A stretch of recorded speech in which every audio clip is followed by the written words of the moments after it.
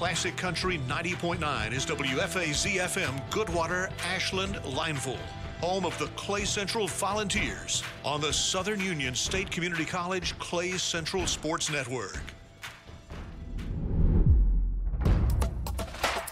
The following is a presentation of Radio Alabama Sports. This broadcast is copyrighted by Radio Alabama for the private use of our audience. Any other use of this broadcast, descriptions, or accounts of the game without Radio Alabama's consent is strictly prohibited.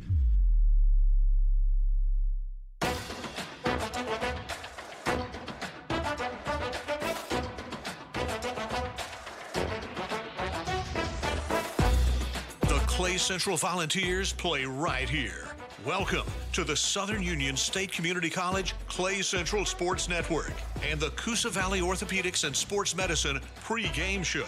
Sponsored in part by Central Alabama Community College, Alta Point Health, Coosa Valley Medical Center, First Bank of Alabama, Clay and Coosa County District Attorney Joe Fickwit, the Law Office of Tyler Sims, Timber Elite Auctions, Toyota of Sylacauga, Farr & Associates Injury Attorneys, Blair Family Farm and Market, Hill Auto Sales, A&E Metal Roofing, Blues Car Wash and Lube, Piggly Wiggly of Lineville and Ashland, Matthews Meat Market, First State Bank, Buddy's Sports Country, First Capital Insurance, Highway 9 Tire, The Drugstore, Koch Foods of Ashland, East Central Alabama Gas District, State Farm Agent Mike Coleman, Southern Cabinet Company, Williams Parts and Supply, Atkinson Homes, Harris Plumbing and Electric, Poultry South, Central Physical Therapy, Integrity Cabinets, Honey's Cafe,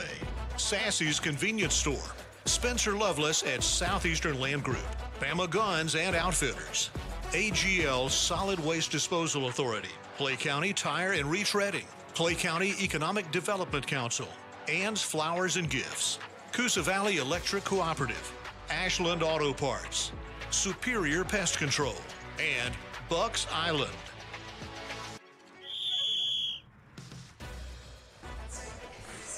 This is Rusty Taylor, Coach Jerry Weems, Coach Chris Herron on the stats, and Heath Bone Stroud on the stream live from Central High School of Clay County for a big area matchup as the Sylacauga Aggies come in here. We're a little bit late as we had some, the Aggies had some difficulty getting over here.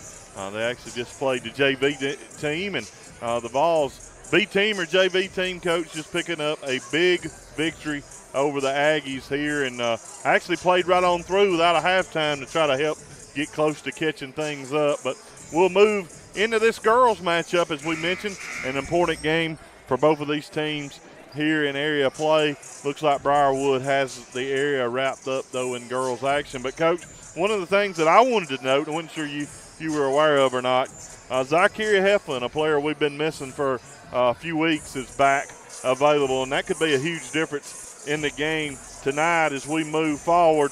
But let's jump right into those A&E Metal roofing keys to the game, and she just might be one of those. Well, she is the key to this game, and, I was just looking back. The last time we played Sylacauga was the first game that Zykeria missed, and the Aggies beat us that night by a score of 51-31, and you take out her scoring and her rebounding presence, and that was a big loss in that game. I think she is the big key tonight. We've got to get production from her.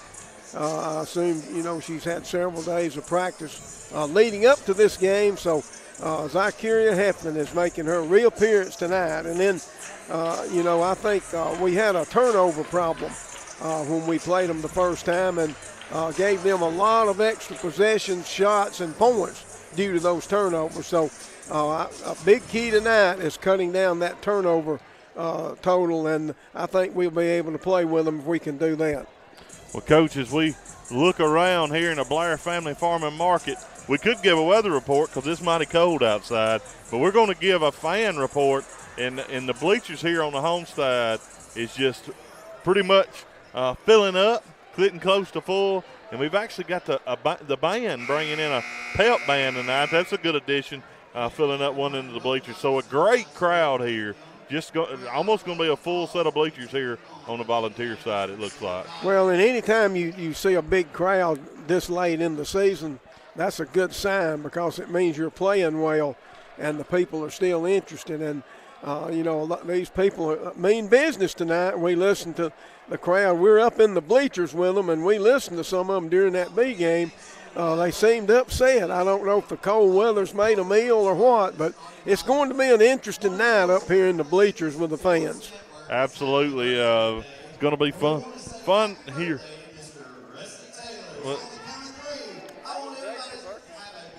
Well, they just, yeah.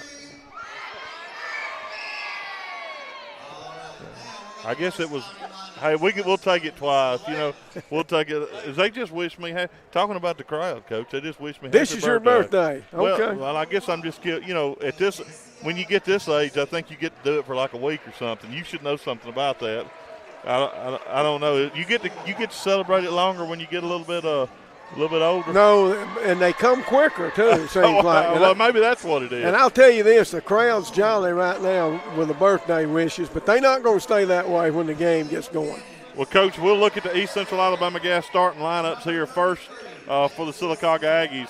We got Akeia Patterson, also number 4, Nikayla Anderson, number 11, Halen Cannon, number 33, Paisley Swain, and I think I missed one number. I'm trying to get it there. But we look at the volunteer starters here on the East Central Alabama Gas starting lineups. We got Zykeria Heflin that we're getting a start, Stevie Giddens, Ramai Billingsley.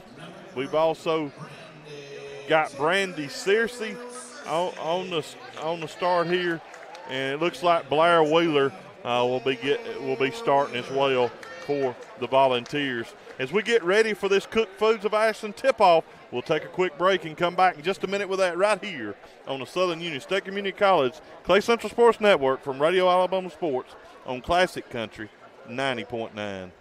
Around here, storms come and go, and it takes a quality roof to stand the test of time. A&E Metal Roofing has served East Alabama and West Georgia for more than 20 years, providing homes, backyard sheds, and everything in between with metal roofing, siding, and much more. A&E also offers pole barn kits. Locations include Kellyton, Wedowee, and Smith Station. More information is available at aemetalroofing.com. A&E Metal Roofing, quality you can trust, service you can count on.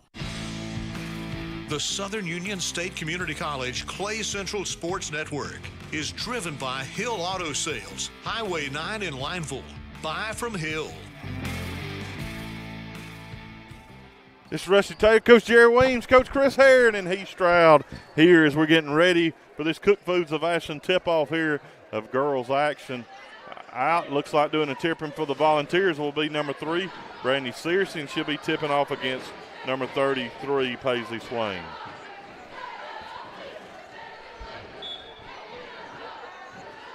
As we have the opening tip, and it goes out of bounds. Let's see who they're saying it was off of. They're calling a jump ball and going to redo.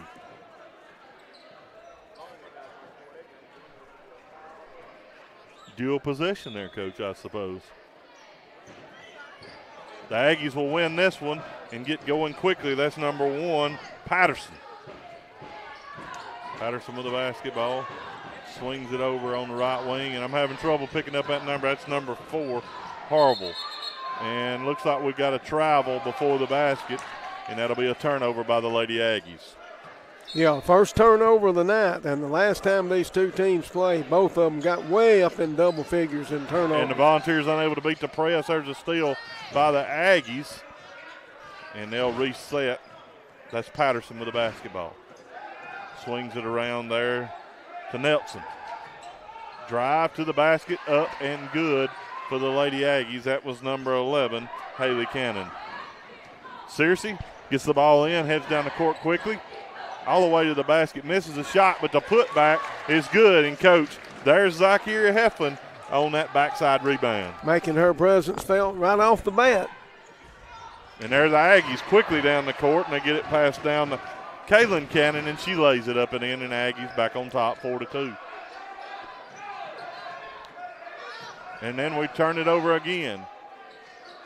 Patterson shot no good. Rebound there by Searcy. And Searcy's fouled.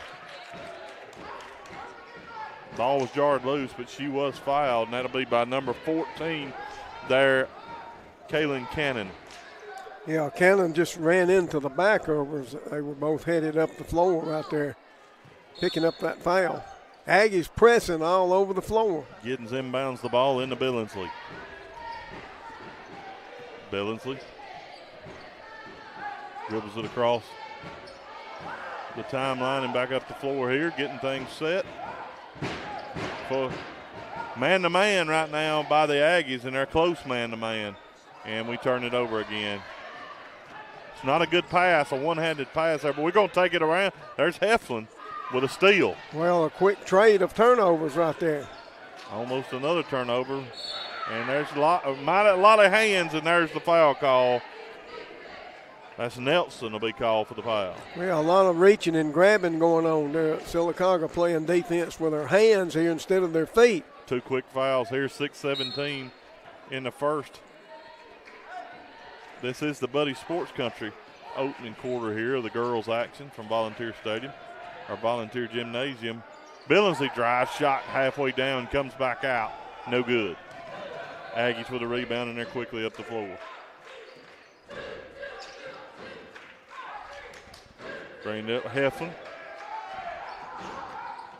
There's a drive, and she's fouled.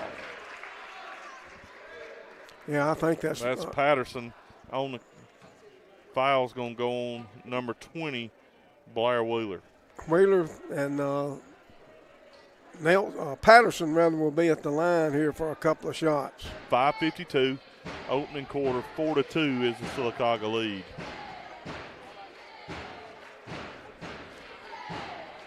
And front rim off the backboard and falls in. First one's good.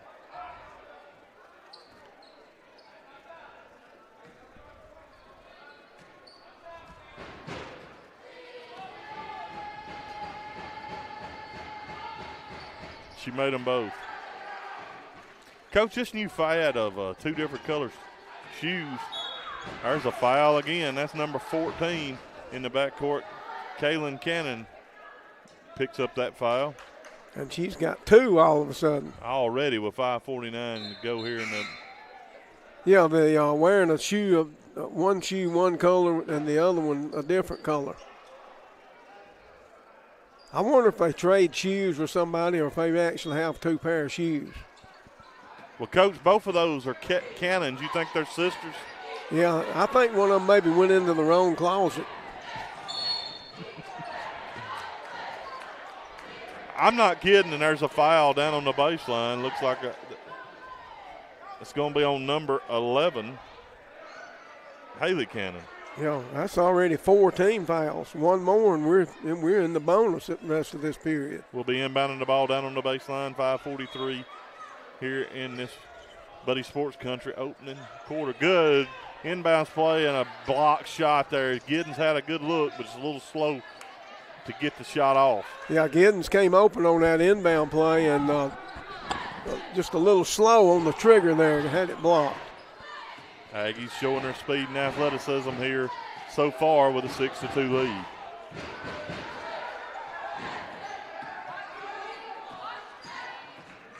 Aggies pass it over in the quarter almost. There's a good drive to the basket, and she's going to be fouled. Driving to the basket was Paisley Slane. The shot doesn't go, but she'll go to the line shooting 2. The foul's going to go on number 2, Stevie Giddens.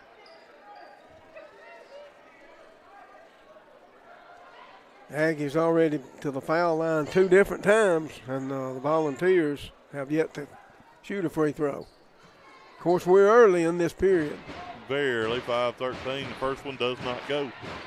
Front rim, back rim, and rolls out, no good. Crowd continues to gather. Still some seats available if you around the area here. Missed the second one, but the Aggies going to get the rebound. There's a steal by Heflin. Heflin up the floor, Heflin to the basket. Heflin misses the lay-in. Pretty good defense there, but Heflin's got to make that count too, and the Aggies make it count on the other end of the floor. That was 24, and we got one of them's Coach Chris Herron jump balls. You know, the Aggies made 2 passes just then and laid that ball in. Good transition by them. 8-2, the Aggies lead here. Volunteers having trouble finding the basket. Jacqueline Harville will come in. We're going against full court pressure here again. Jacelyn, I think it is. There's Billingsley. And Billingsley, there's going to be a foul called as she comes up the floor. And that's going to be the second foul on Haley Cannon, Coach. And we'll be shooting 2. That'll send Billingsley to the line. 4 minutes and 49 seconds left, and we're already in the bonus here. Yeah, we'll be shooting 2 shots every foul the rest of this first quarter. And foul trouble becoming an issue early here for the Lady Aggies.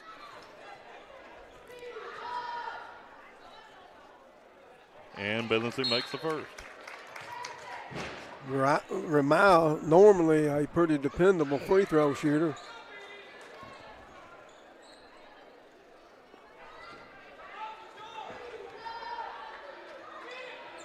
She missed the second, but Hefflin with a rebound. Hefflin gets it back out to Billingsley. Ball's a reset. Trailing by 5, 8-3. Billingsley.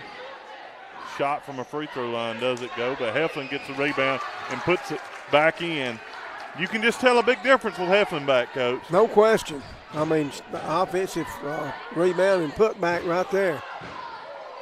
There's a good spin move and layup and in, and coming in off the bench, Malaya Bryant, and she scored 4 points quickly. 10-5 is the Aggie lead. There's Giddens, gets the ball down to Glenn. Glenn's shot is blocked, and now we're going to get a foul. And that's going to be on Hefflin. And that's one thing that through Hefflin's career she's had trouble with, Coach, is foul trouble. Well, she plays so aggressively, and right there is an example, you know, going after that, fighting for that rebound and picking up that foul.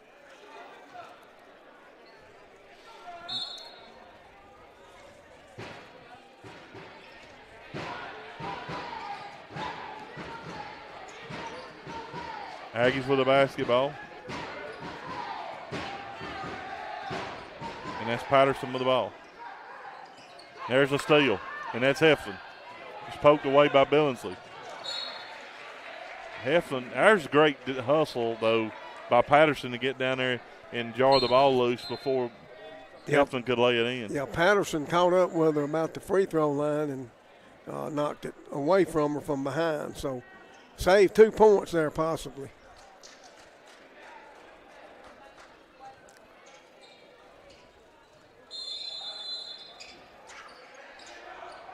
Giddens inbounds the ball. Seriously with an open three-point look, and that one's well off the mark.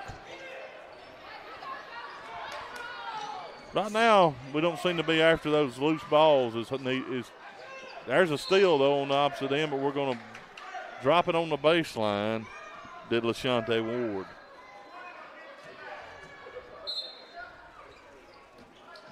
Aggies with the basketball.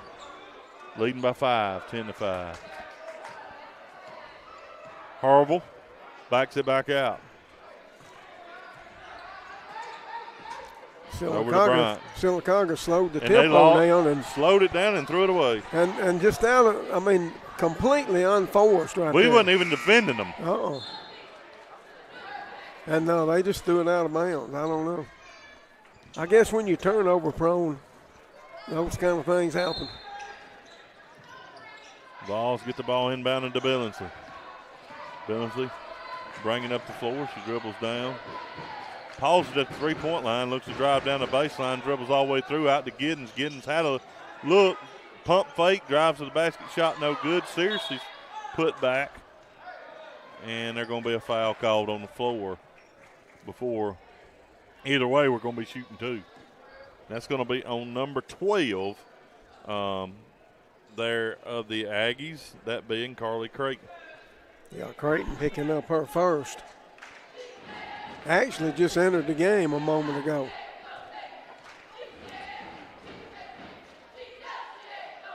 Shot up, no good. We're going to need to make some of these, majority of these, from a free throw line tonight. Yeah, Volunteers 1 for 3 at this point. 4th attempt coming up.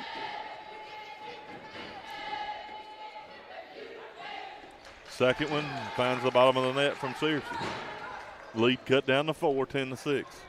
3 minutes to go here in the Buddy Sports Country opening quarter. Jada Harville is going to travel. Volunteers playing man-to-man right now. And Sylacauga having a little trouble out front in their front court handling the ball. Billingsley will walk it up. 2:45 to go here, opening quarter. Good dribble there, and there's a foul. That's going to be on number 1 there, Akea Patterson. These fouls are really totaling up here for the Lady Aggies. They are. 17 fouls already. And that'll send Billingsley to the line, shooting 2.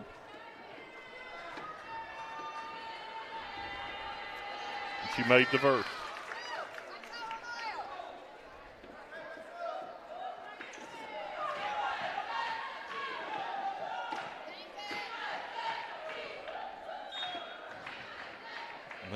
This one girl's been at the table forever, and they weren't going to let her get in. Well, the official was right there by her and didn't realize there was a sub behind him. I guess he's looking at Ricky's nachos down there at the scorer's table. I noticed you had some of those, but you chose to have them pregame. I had a tray of nachos during the JV game. I'm glad you didn't get to hollering too much, get choked up on them. I know it. The shot was missed, but it was deflected out of bounds by Aggie. Lady Vols will retain possession. They get it to Heflin on the inbounds play. She drives, shot, doesn't go. 10-7. Good strong move there by Heflin, but unable to get it to go. Aggies get it down low. Good defense there by Stevie Giddens. Shot up, no good. That was Paisley Swain, but good job by Giddens not giving up any ground there. Giddens thought about the 3, kicks it out to Searcy. Searcy shoots it, and that's going to jump up and hit the hole. The cable in play again. Well, it's a good thing. A good thing Zykeria is back tonight because she's got 2 field goals, and that's the only 2 that the Vols have so far. 2:10 to go here in the Buddy Sports Country opening quarter, and we're going to get a foul there by Billingsley. Yeah, that's totally unnecessary foul. 2:05 to go here on the Southern Union State Community College Clay Central Sports Network from Radio Alabama Sports on Classic Country 90.9. As Blair Wheeler, the drugstore substitution, will be coming in. Wheeler replacing Ward. Actually, Giddens. I think they made a change there. Giddens comes out, Ward stays in. 4 team fouls on the Vols right now, so Aggies will be shooting from this point on. And there's a good, tough shot there. Coach Bishop felt like it was a double dribble, but again, number 24, Malaya Bryant, making the difference here for the Aggies. Going all the way to the basket's Heflin. She's fouled. She went to pass it, but it doesn't matter. It's going to be 2 shots either way. That'll send Heflin to the line shooting 2. And you're right. The foul total is really unusually high for Sylacauga here. And Heflin misses the first. Well, the Vols have missed their opportunity here in this first quarter, being in the bonus early, but unable to make more than half of their free throws.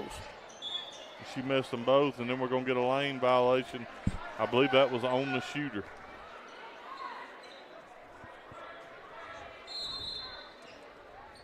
Three for 8 from the free throw line. A lot of missed opportunities there, but we only trail by 5. Aggies with the basketball, 1:30 to go here. And there's a steal and a foul.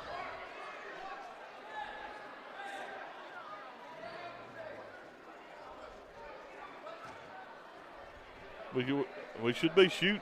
Well, we will be. Patterson picking up another foul. He was pointing down on the baseline, but and that's her second. kind of surprising the trail official behind the play made that call. I don't guess it really matters who makes it if it's a foul. Billingsley misses the first. 3 for 9 now.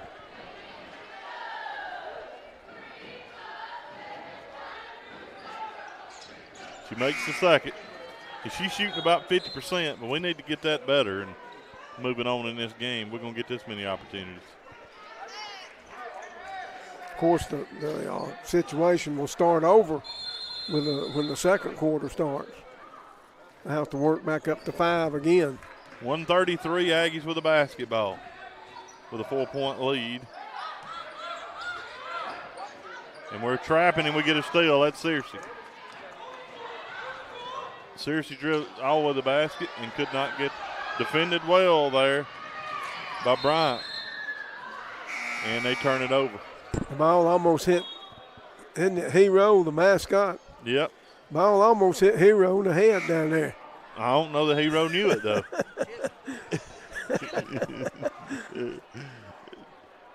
Didn't concern Hero, though, did it? No, he didn't. It didn't irritate him a whole lot.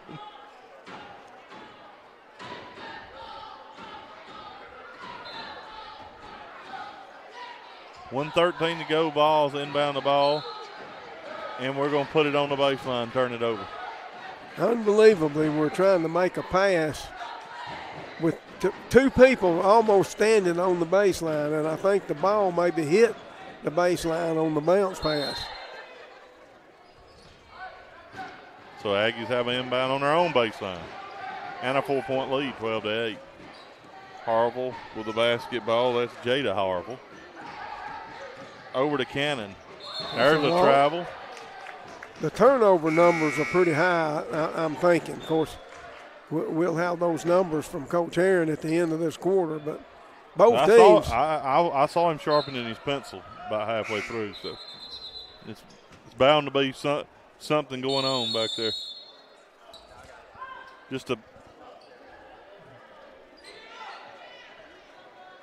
What did I miss there, Coach? What did we just have?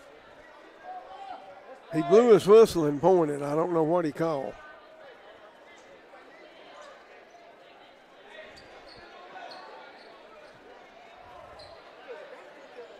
I still don't know, Coach.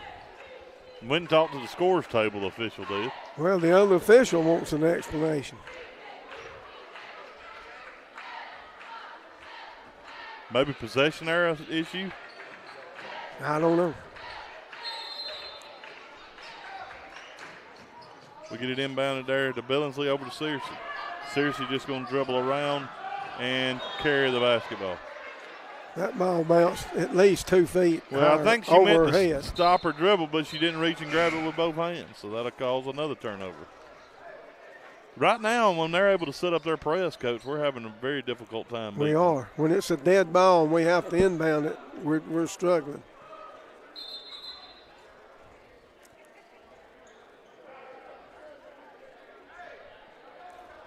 Aggies having a drugstore substitution coming out is number 4, Alila Nelson.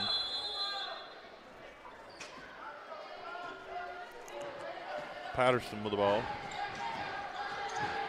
Over to Harville, back to Patterson.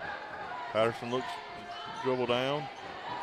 Ward stopped the penetration, but she's going to get around Ward.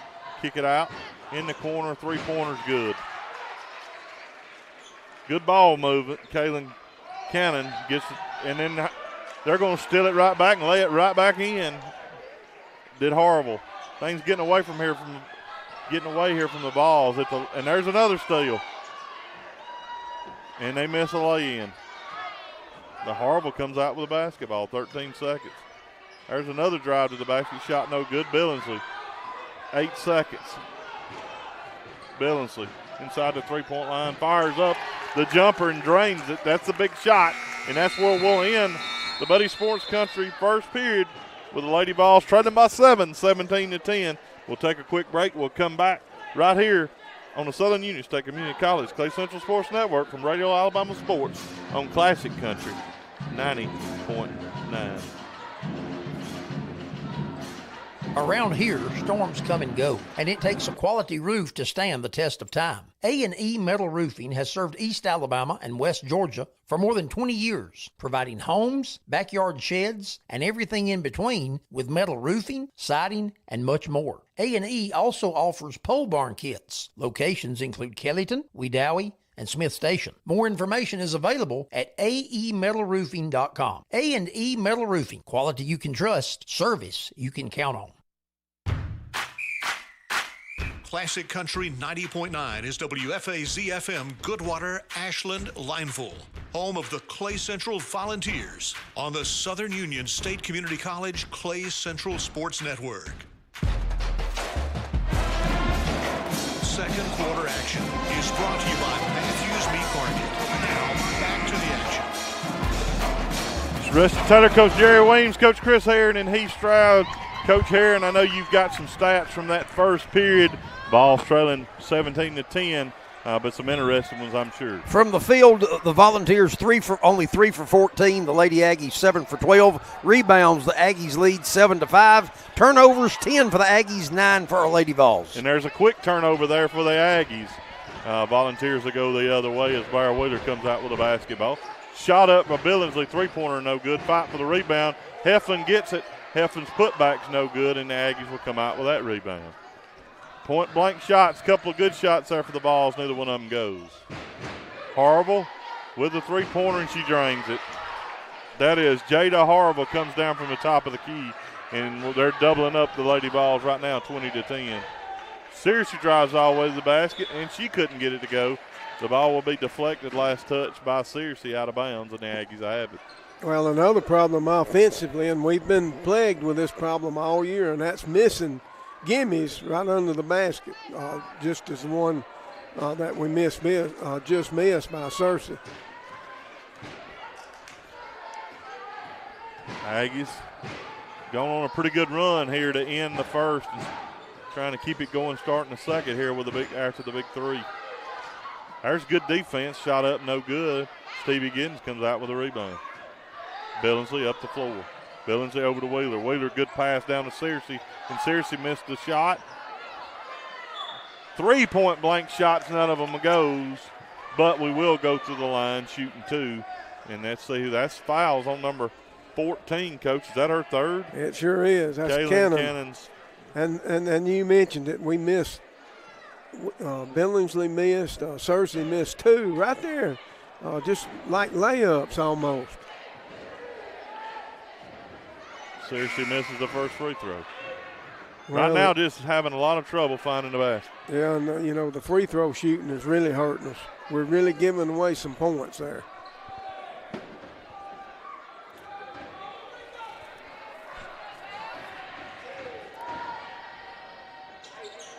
Second free throw bounces around and does not fall. She missed them both.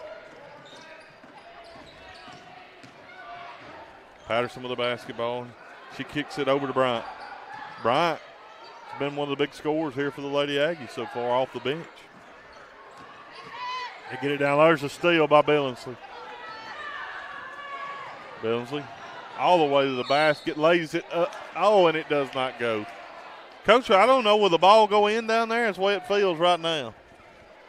That one's going to be on 24. Foul goes Layla Bryant. There used to be a little ring that you put inside the ring. I was just thinking about that the other day. And it's a rebounding thing to keep the ball from going in. I think maybe they forgot to take one off of this particular goal. She makes the first. Coach, did y'all ever, I remember back in the day, back in the 90s, we had a ring that went in there that actually just made the goal smaller. Yeah.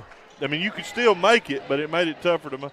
Did y'all use those? You don't see you don't see those anymore. No, I had one in another place I coached, and we used it during practice. We had them back at Lineville where you could, and especially on free throws, yeah. we'd put one on for free throw shooting. And you could emphasize rebounding because most of the shots were not going to go in. Yeah. And there was going to be a lot of rebounds.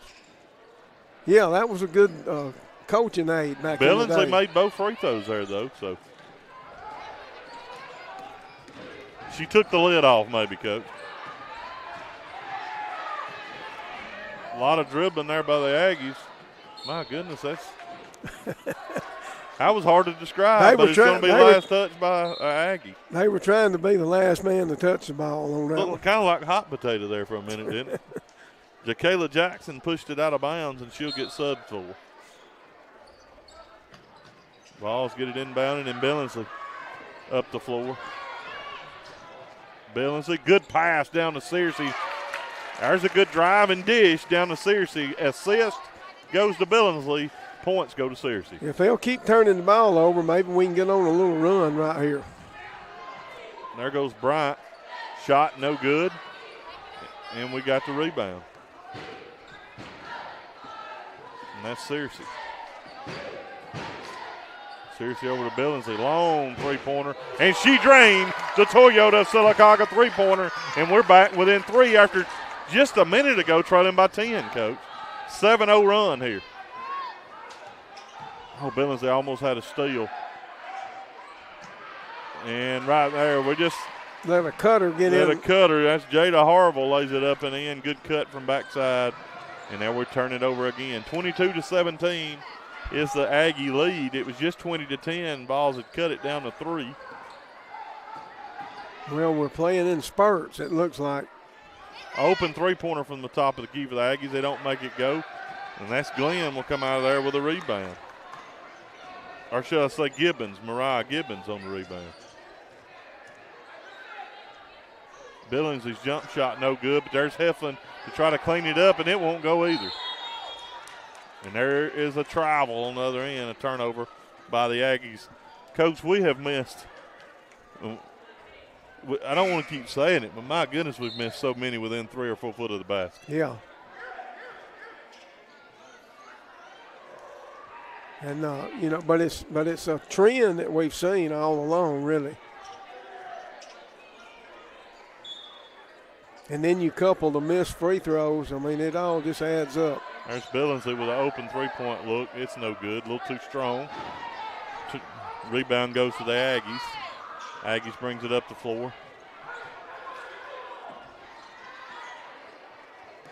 There's Harville with the basketball, left wing. Harville dribbles around, dribbles down. And there's a loose ball, and they're going to call a poultry-style timeout here with the Sylacauga bench. He'll take a 30-second timeout. We'll take it with him right here on the Southern Union State Community College Clay Central Sports Network from Radio Alabama Sports on Classic Country 90.9. Whether it's a new build, a tear down, or just clearing out some good old clutter, AGL Solid Waste Disposal Authority helps keep things tidy around Clay County. AGL's roll-off containers are available for a variety of cleanup needs. AGL Solid Waste Disposal Authority also owns and operates a C&D landfill located at 1177 Landfill Road in Ashland. AGL Solid Waste Disposal Authority is a proud sponsor of the Clay Central Sports Network on Classic Country 90.9. The freshest farm-raised meats, stone ground meal and grits, farm-to-table jams, jellies, salsa, and more. Blair Family Farm and Market, the official farm-to-table meat provider of the Southern Union State Community College Clay Central Sports Network. We welcome you back here, Aggies. I have the basketball down on their own baseline here with a 5-point lead, 4:18 to go here in the Matthews Meat Market second quarter. Aggies get the ball inbounded there to Harville. Harville guarded by Giddens. Then she's going to throw it away. Throw it out to Searcy.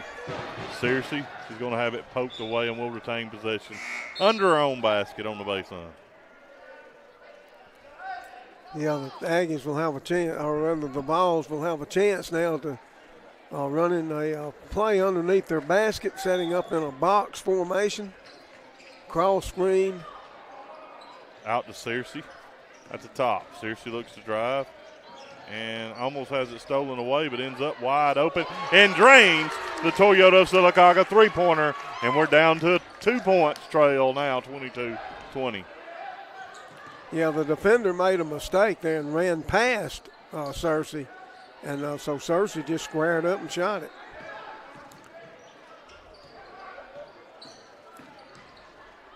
It's kind of odd, Coach. We can't make the layups, but we seem to be able to shoot the three-pointers. There's a good cut to the basket backside there by number 11, Haley Cannon. She lays it back up and in. There's Searcy dribbling it down. Searcy finds another three. It doesn't go. Rebound. Searcy gets the rebound after it's and goes up. Heffman with the rebound. Billingsley will fire up the three. That one's no good. Fight for the rebound, and the Aggies finally come down with it. Well, right now Sylacauga hurting us with back cuts, and we're not adjusting. The people away from the ball's got to help them take away that back cut. The cutters are coming completely free when they cut through. We're getting caught watching the basketball instead of watching. And there they'll turn it over there. It's thrown away by Nelson. Yeah, that was Nelson threw a bounce pass, but the problem was the bounce occurred right at the receiver's feet, and it went out of bounds. Vols with the basketball. Trailing by 4. 24-20 to the Sylacauga Aggies here from Volunteer Gymnasium. In a big area matchup with a huge crowd here. One of the better crowds I've seen in a while, Coach. Yeah, it's a nice crowd. Good crowd from Sylacauga as well. Absolutely. There's one thrown up and stolen away by the Aggies.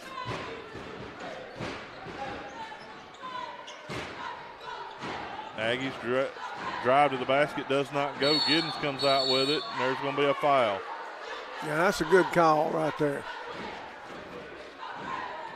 On number 3, Jada Harville. Only the third foul in this quarter. Sylacauga's cut down on their fouls.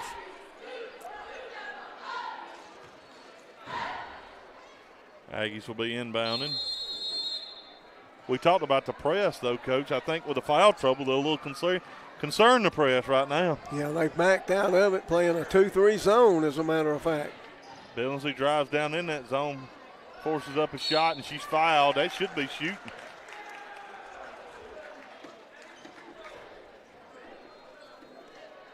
On number 33, and Billingsley go, that's Paisley Swain, and Billingsley go to the line shooting 2. And that was their 4th team foul, so we will shoot 2 from this point on, including this time. Billingsley hits the first. First State Bank free throw right through.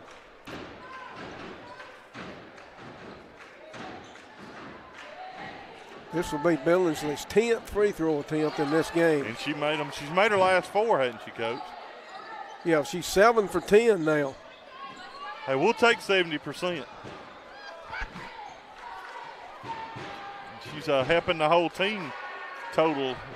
She's actually made her last 5 consecutive. And there's a turnover. Stolen away by Searcy. Chance to tie or take the lead here on this possession. Vols have not led tonight, but we turn it over. Just taken away there at the top. Well, and we're going to steal it back away as it's going to turn it back away. Billingsley behind the back. And there's going to be a foul by number 3, Harville. And that'll get her back to the free throw line again. Well, you know, we got people dribbling offensively. They're dribbling with the ball in front of them, and they're setting themselves up, you know, to get the ball taken away from them. That's what happened on our previous turnover. Billingsley made the first. 24-23, another make, and we're tied up. Billingsley now with 6 consecutive free throws made. The drugstore substitution. So we have number 32, Mariah Gibbons, and also 34, that's McLemore coming in. She made them both, and we're tied at 24. Coach, the Aggies were up 20-10 a little bit earlier, and now the Vols have cut this in. We get a steal, a chance to take our first lead. We got numbers. Searcy all the way to the basket, and Searcy missed the layup, but the putback on the backside by Heffman is not, and the Vols lead 26-24. Is that our first lead? It is, Coach. And they're going to throw it away and turn it over. Vols. Well, fortunately, they had us beat on another back cut right there, but the ball sailed out of bounds. 1:09 to go here in the first half. We're here in the Matthews Meat Market second quarter. Lady Vols have taken the lead, 26-24 here over the Sylacauga Lady Aggies. We get the ball inbounded to Billingsley. Billingsley with a pump fake there. A little surprised that worked, but it did. Billingsley is going to travel. Good call there. She got bumped a little bit, Coach, but you got to be able to. Yeah, she's got to play through. If she's going to dribble into traffic, she's got to expect some bumps here. Aggies with a basketball. 51 seconds to go here in the first half. Trailing the ball, 26-24. Akea Patterson with the ball. Sylacauga looks like they're going to one play shot. for the last. That's a risky thing with the way they turn it over. The ball's just sinking back right now, letting them kill the clock. I think with their foul trouble and some of their better players on the bench, they're just wanting to get through this. That looked like a travel. Looks like they got by with a slide of foot. There's a shot up, no good, fight for the rebound. And we're going to step out of bounds. Surprised Coach Bishop didn't get a timeout there. Yeah, he could have saved that possession, but I'm not sure if it would really have been worth it in that situation. I just hate for them to be able to inbound the basketball under their own basket.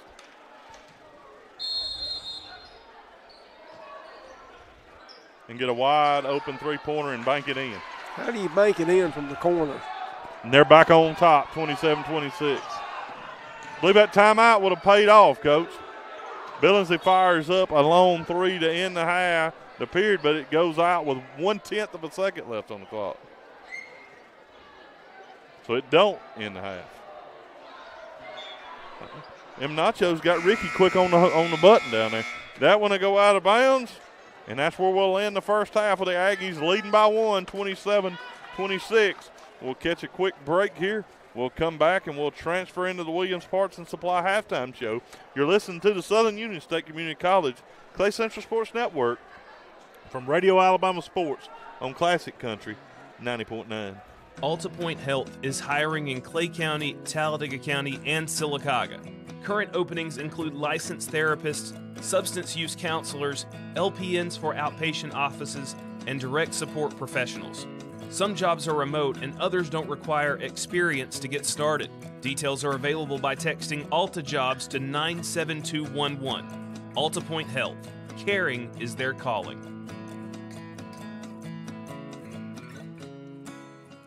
Ann's Flowers and Gifts, under the new ownership of Wendy Benefield, continues a tradition of over 50 years in Ashland. Ann's Flowers and Gifts offers everyday floral arrangements, celebratory gifts, jewelry, and college-themed items for Auburn and Alabama fans. Funeral sprays, casket blankets, along with cemetery urns, blocks, and bricks are also available. Ann's Flowers and Gifts is on Facebook or available by phone at 256-354-2613, and a proud sponsor of the Clay Central Sports Network. Atkinson Homes is located on Highway 280 in Childersburg. They offer homes from Clayton, Sunshine, and Cavalier, with options that include 2, 3, or 4 bedrooms and multiple bath layouts. Services include home delivery, trim out, and financing assistance through a variety of programs. Warranties and new appliances are included with all homes. More information is available at atkinsonhomes.net. Atkinson Homes is a proud supporter of Clay Central Athletics.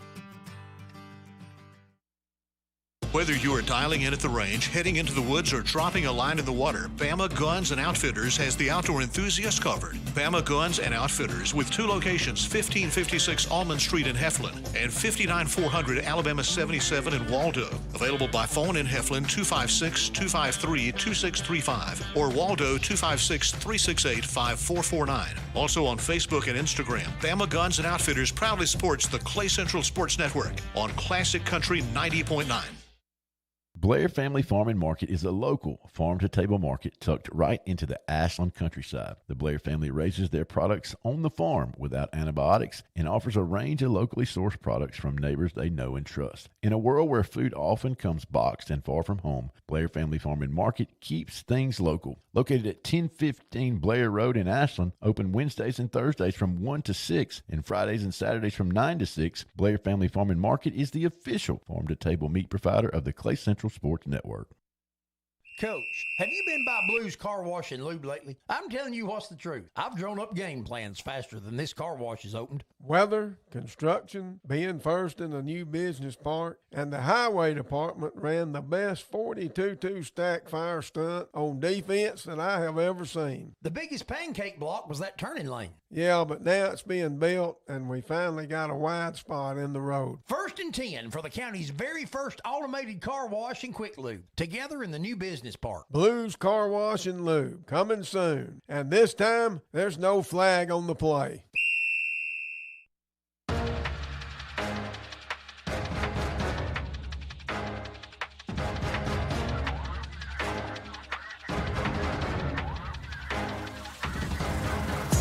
This is the Williams Parts and Supply halftime show on the Southern Union State Community College Clay Central Sports Network. This is Rusty Taylor, Coach Jerry Weems, Coach Chris Herron, and Heath Bone Stroud on the stream. We're here live from Central High School of Clay County Gymnasium at the halftime of the girls' game. Got a little late start here. Some issues with Sylacauga getting over, but anyway, this is where we're at. 27-26, the Lady Aggies lead the Vols by 1.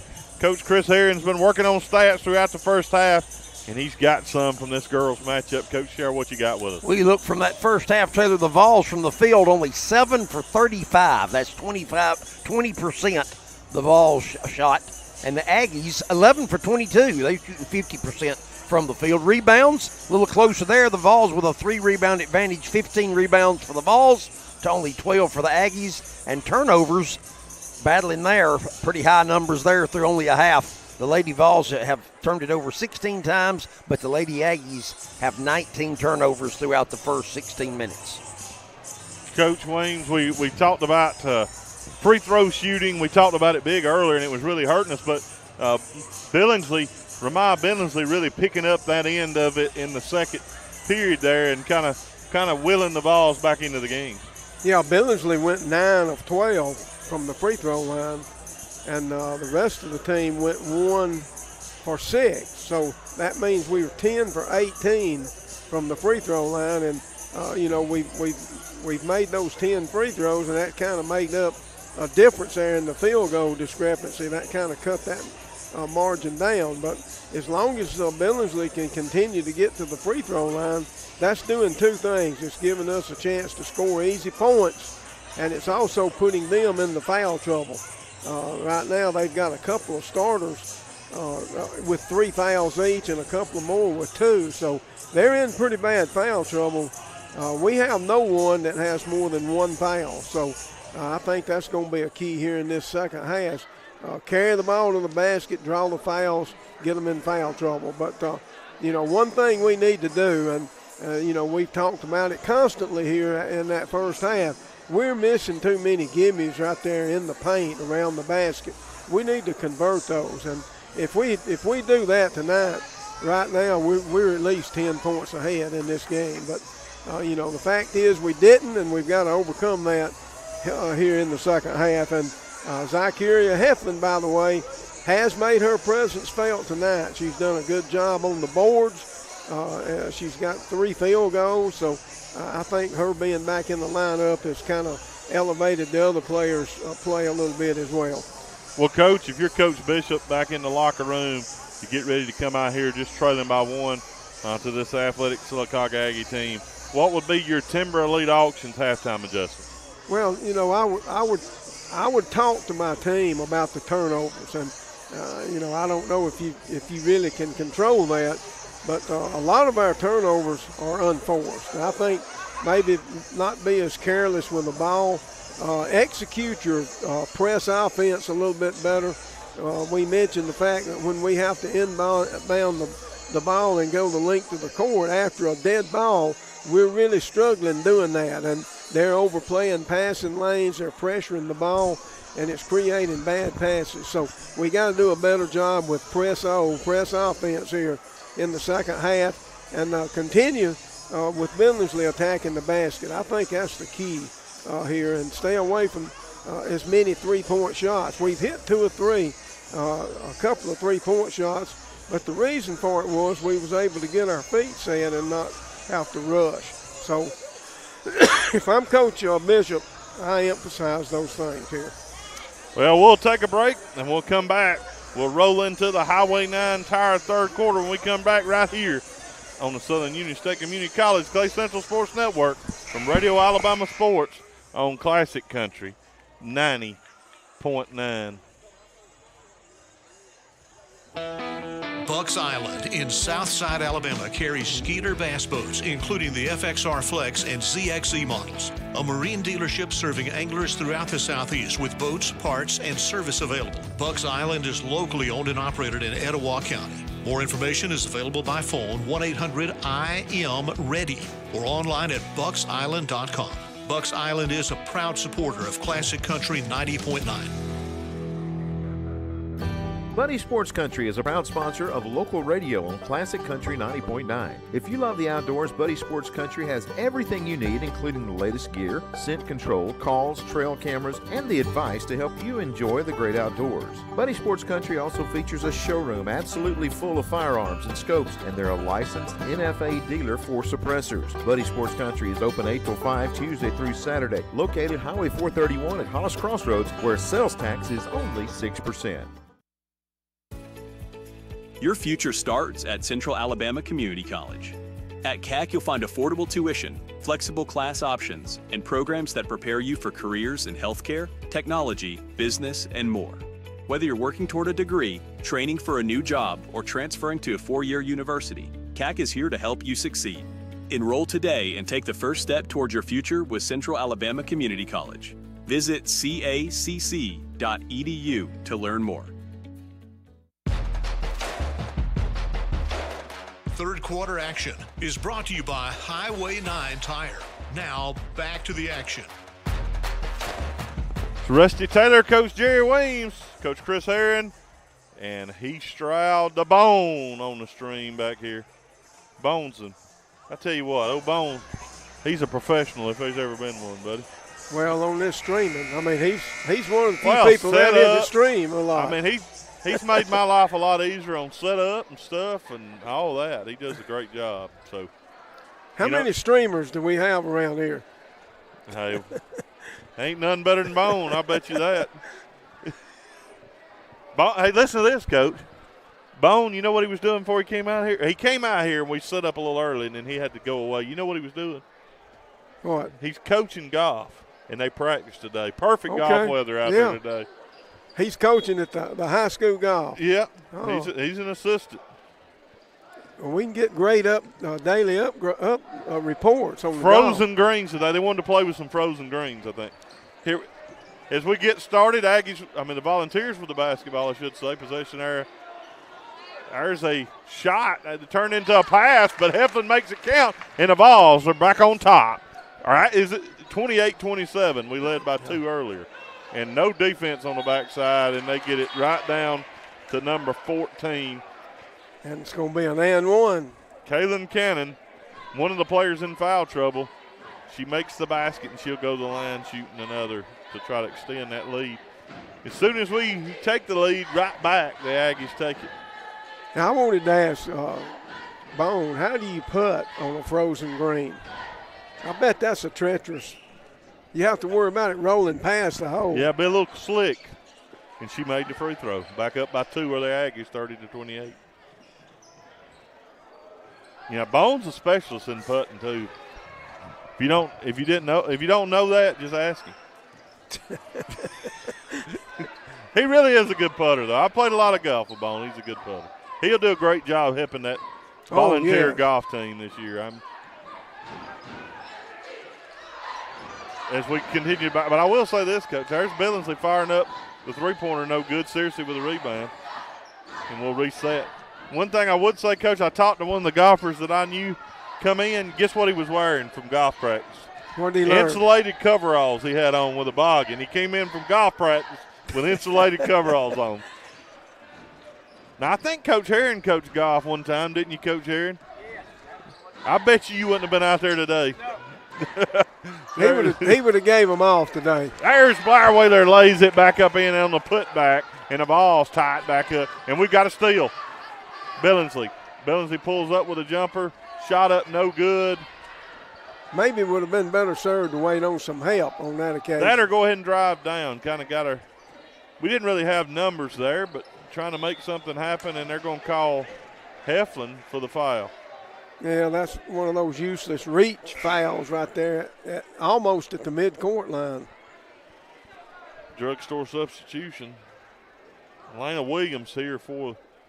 Also coming in is number 1, Kale Patterson for the Aggies. 6:22 to go here in this Highway 9 Tire third quarter, and we're tied at 30.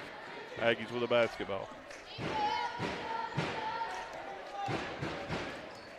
Aggies drive, kicks out. Good defense there by Giddens. And there's a drive to the basketball. Good defense, obviously. The body hits the floor, but we turn it over on the other end. And they're going to get a free run out layup by Kaylin Cannon. Easy basket off of that turnover. 32-30 Aggies lead. And that's another example of one of those unforced turnovers.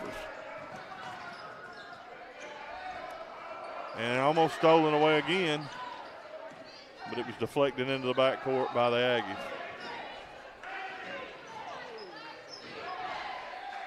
They're putting a little bit more ball pressure now, Coach, here in the second half.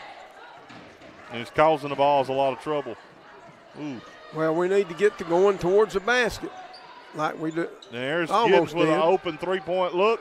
Shot no good. Rebound. Gosh, she had to travel. She crab walked all the way out from the block, Coach. But anyway. Well, she was able to save that possession. And the Aggies has got it. And a lead of 2. Well, we need to keep in mind the foul trouble that the Aggies are in and maybe force some issues down low. And we need to be alert for back cuts right here as well. And they're going to get called for backcourt. Yeah, the backcourt line caught up with her that time, Williams. Which will be a turnover for the Aggies. Right now, neither team converting after turnovers. We're not scoring after the turnovers. This is an opportunity to do that. Sylacauga in a zone defense, so it'll make that penetration a little bit harder here. Billingsley with the basketball. Dribbles on top of the key. Over there to Searcy. Searcy back to Billingsley. Billingsley's got Giddens, but drives to the basket, front rim, no good. Fight for the rebound, and we're going to get a jump ball. Error in favor of the Lady Aggies. Well, that was a good job by Billingsley. She did penetrate, but she had the presence of mind to pull up and shoot the little jumper because it was a zone defense, and that's the way we've got to attack right now. Yeah, good shot, just didn't get it to go. There's a drive to the basket, shot no good. Searcy with a rebound, and she walks it back up the floor. 4:05 to go here in the Highway 9 Tire third quarter, and almost backcourt by the Lady Vols. Billingsley saves it at the last second. Well, the tempo of this game has slowed down because of zone defense. Billingsley with an open three-point look, and she drains it, and the Lady Vols are back on top after the Toyota Sylacauga three-pointer by Billingsley. 33-32, Lady Vols lead. You got to take those, Coach, a wide open look from the top of the key. Well, especially Ramau. Aggies with a basketball.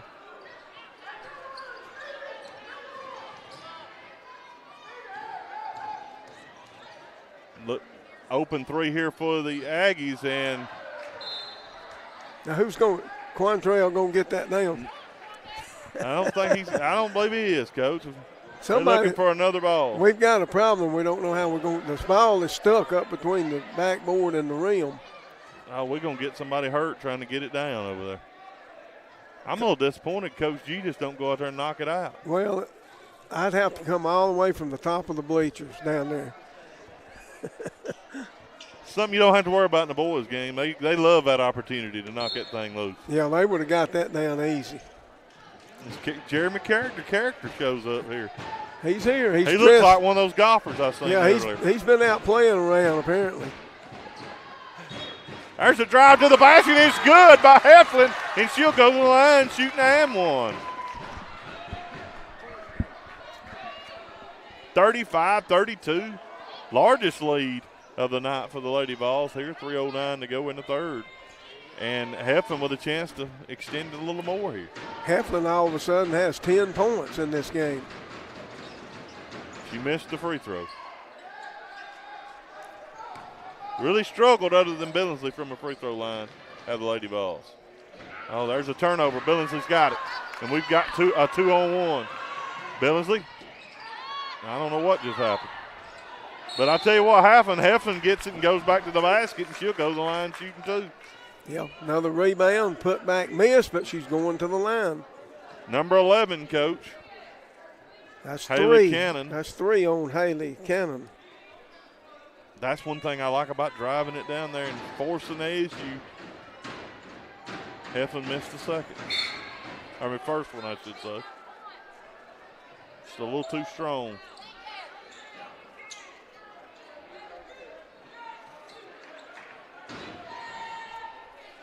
Well, again, we're starting to leave points out there at the free throw line.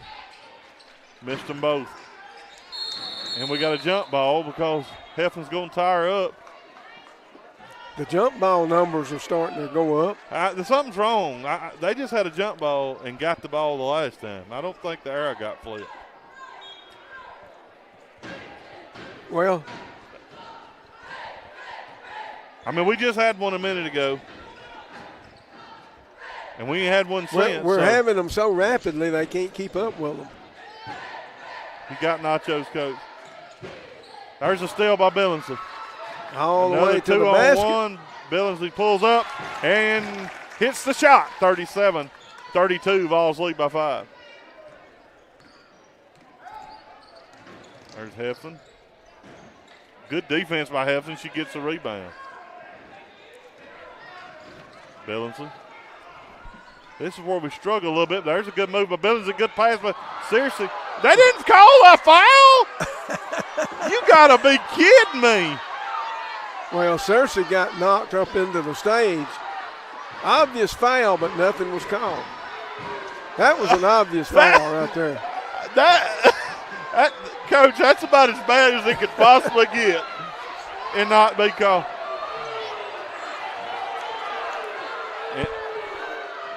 That was bad. I think he blinked, Coach, or something. Well, we just got to play through it. They're going to throw it away. Sylacauga trying to run a cut to the basket, and the ball sails out of bounds again. Well, right now the Vols need to take advantage of these extra possessions that the Aggies are giving them. Make them pay for the turnovers. Third quarter clock running down. With the basketball, and if they're not going to. Harville comes out, Giddens in the corner. Giddens back to Billingsley. Billingsley will fire up the Toyota Sylacauga three-pointer. It does not go, but we get the long rebound in Heflin. Heflin down to Billingsley, cutting to the basket. Billingsley shot, still loose, tipped around, and finally regained by Williams.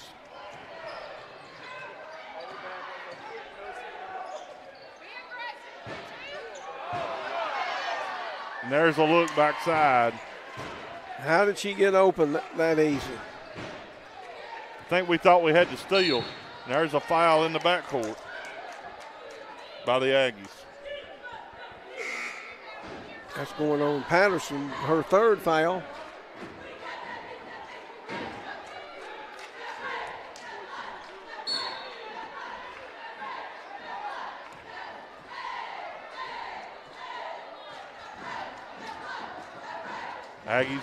Balls with the basketball and a three-point lead here.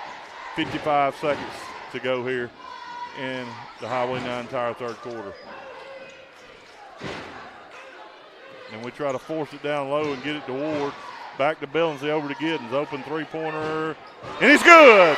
Toyota Sylacauga three-pointer by Stevie Giddens over in the corner. Ball's up by 6. Stevie picked a good time for her first field goal. Harville will fire up the three-pointer. It's no good. Loose ball. Billingsley's got it. 22 seconds. See if she'll pull this out. She won't. She'll pass it down to Wheeler. Wheeler back out. Probably a little too quick, but they drop it out of bounds off their foot.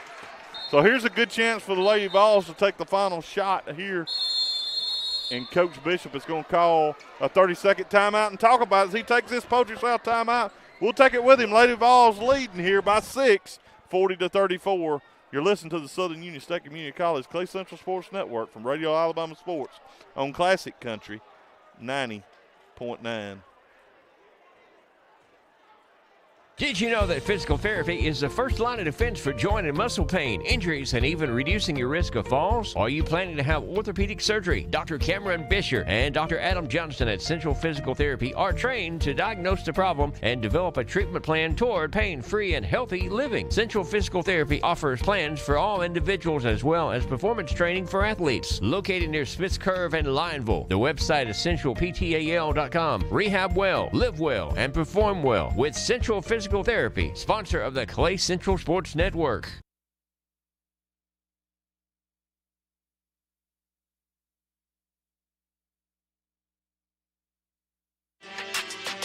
When you look to enhance your kitchen or bath, Southern Cabinet Company is your source. The official kitchen and bath retailer of the Southern Union State Community College Clay Central Sports Network. Welcome back. Balls with the basketball. Under 10 seconds. Billingsley, open three-point look. Shot no good. Searcy drives to the basket. Searcy shot no good. And that will end the third with the Lady Vols up by 6, 40-34. We'll take a break. We'll come back, look at some stats from that Highway 9 entire third quarter, and we'll transition into the First Capital Insurance fourth quarter right here on the Southern Union State Community College Clay Central Sports Network from Radio Alabama Sports on Classic Country 90.9. Do you have an idea for a new business but don't know where to start? The newly renovated Clay County Economic Development Center is the place to begin. I'm Chance Jones, the director for the Clay County EDC. Give me a call at 256-276-9319 if you need help in starting or growing your business. The EDC has access to local and state resources so that your business venture will be a successful one. Again, that number is 256-276-9319. The Clay County Economic Development Council is proud to support the Clay Central Sports Network.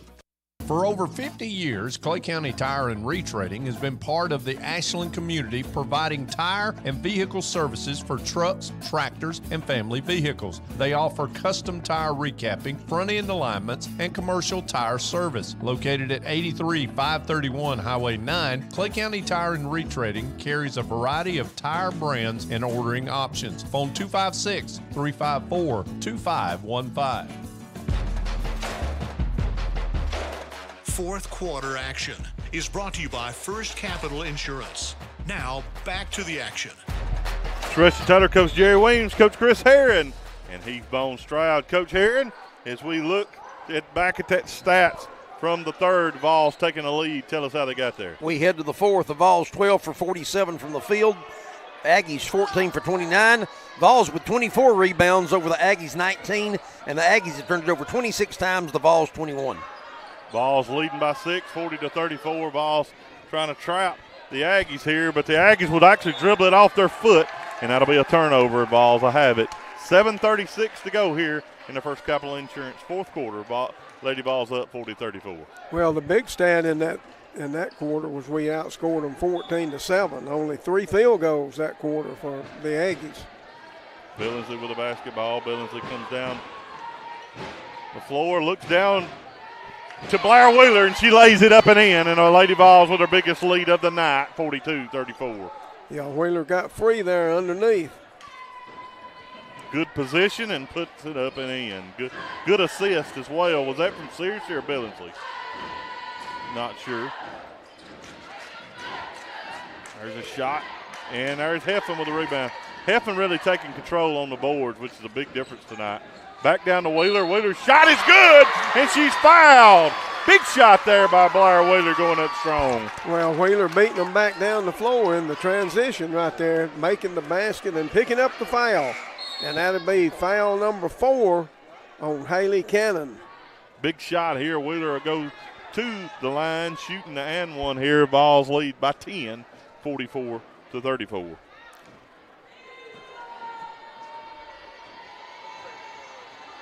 And she drained it. 11-point lead now for the Vols, 45-34, 7 minutes to go. There's the ball turned over. Searcy's got it up to Billingsley. We've got a 2-on-1. Billingsley takes it all the way. Shot no good. But Heflin's put back. Rolls around and falls in. 47-34. Lady Vols picking up the pressure and picking up the offense. And the Sylacauga coach going to call a full timeout here as he takes this Poacher South timeout. And Lady Vols has extended this lead to 13, 47-34, 6:37 to go here in the First Capital Insurance fourth quarter. We'll take a break right here on the Southern Union State Community College Clay Central Sports Network for Radio Alabama Sports on Classic Country 90.9. You may not think about it often, but propane supports everyday life in quiet, dependable ways. It warms living rooms on cool mornings and heats water after long days. And it powers the simple routines that make a house feel like a home. Across our communities, Coosa Valley Propane provides the propane service many families and farms rely on throughout the year. Coosa Valley Propane, a subsidiary of Coosa Valley Electric Cooperative. When it comes to bones, joints, and sports injuries, trust the expert care of Dr. Anthony Tropiano at Coosa Valley Orthopedics and Sports Medicine. Dr. Tropiano is known for providing outstanding results with a personal touch, helping patients get back to work, back to sports, and back to life. From advanced surgical care to everyday orthopedic treatment, you're in good hands. Coosa Valley Orthopedics and Sports Medicine. A personal injury firm that takes tremendous pride in helping those at the most desperate times in their lives. Farr and Associates, sponsor of the Clay Central Sports Network video live stream, online at tfarlaw.com. Comes in, Sylacauga coach, and I agree with him. Yeah, they going to change that. We blocked the shot and knocked it out of bounds, and we were the last one to touch it, and they were going to give us the basketball. I agree with him. They just changed. They did a good job. That's the right call. And good job of them discussing it and getting it right. Lady Vols do lead by 13, 47-34, 6:29 to go here in the First Capital Insurance fourth quarter in a big area game. The Volunteers are hosting the Sylacauga Lady Aggies. Harville with the basketball back over there to Cannon. Cannon drives to the basket, shot up, no good. Putback is good there. Just kind of got caught standing there, and number 33, Paisley Swain, puts it up and in. We're going to get a foul in the backcourt, though. And that's on number 1, Coach. Is that her fourth? That's 4. Kaya Patterson.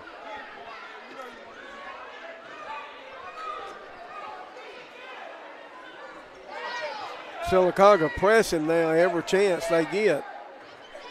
And probably don't have any other alternative right now. We get it in to Searcy. Searcy advances it up the floor. Right now we don't have to be in a hurry, though. Leading by 13, obviously. We want to keep attacking.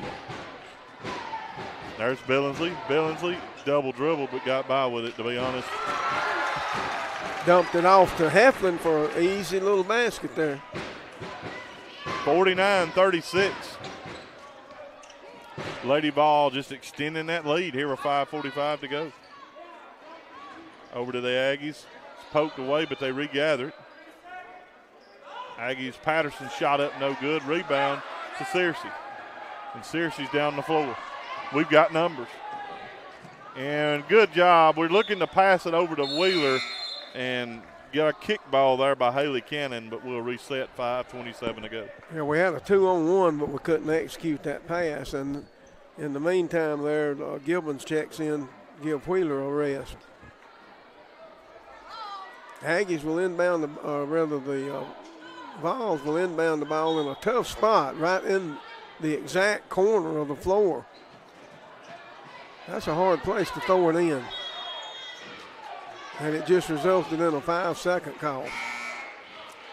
You don't draw up many plays on inbound plays to throw it I didn't realize what caused us to have to throw it in there. That's where it was knocked over there, out of bounds. No, she kicked the ball, Coach. It was a kick ball. Under the basket as well. Well, that's where it ended up going, though. But I thought it's dead as soon as it's kicked. No, it went on to where it went out. It should be dead. I mean, it's a foul. Anyway, the Aggies go and shoot the ball. Hey, I'm acting like I know, but it just don't make sense to me.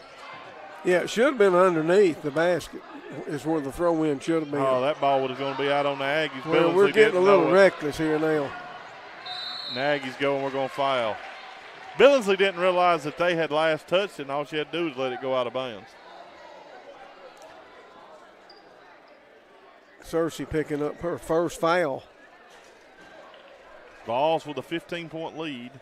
Still a lot of basketball left here. Just under 5 minutes to go here in this First Capital Insurance fourth quarter. First free throws missed pretty badly there. What number is that? I think that's Haley Cannon, number 11. I think, Coach. It's hard to, her hair. Well, she's at the wrong line here now. Gonna play a little volleyball. They were at the volleyball line, which was a good foot inside the regular free throw line. What if they really got away with that? I'm gonna say it's happened. She made the second one.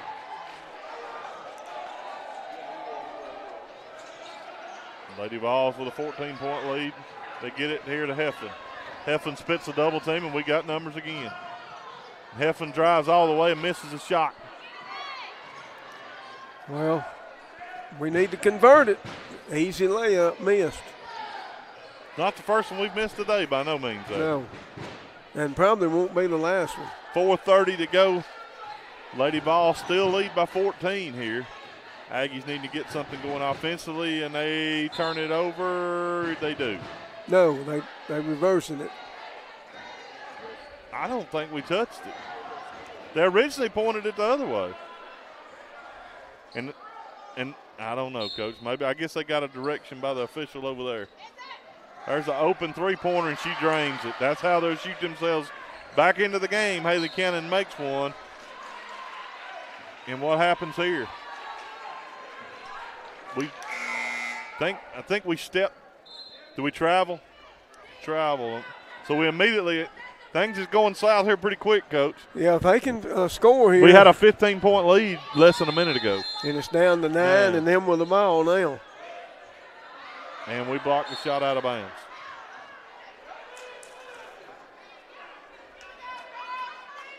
.4:13 to go here. Lady Vols looking to pick up a big area win.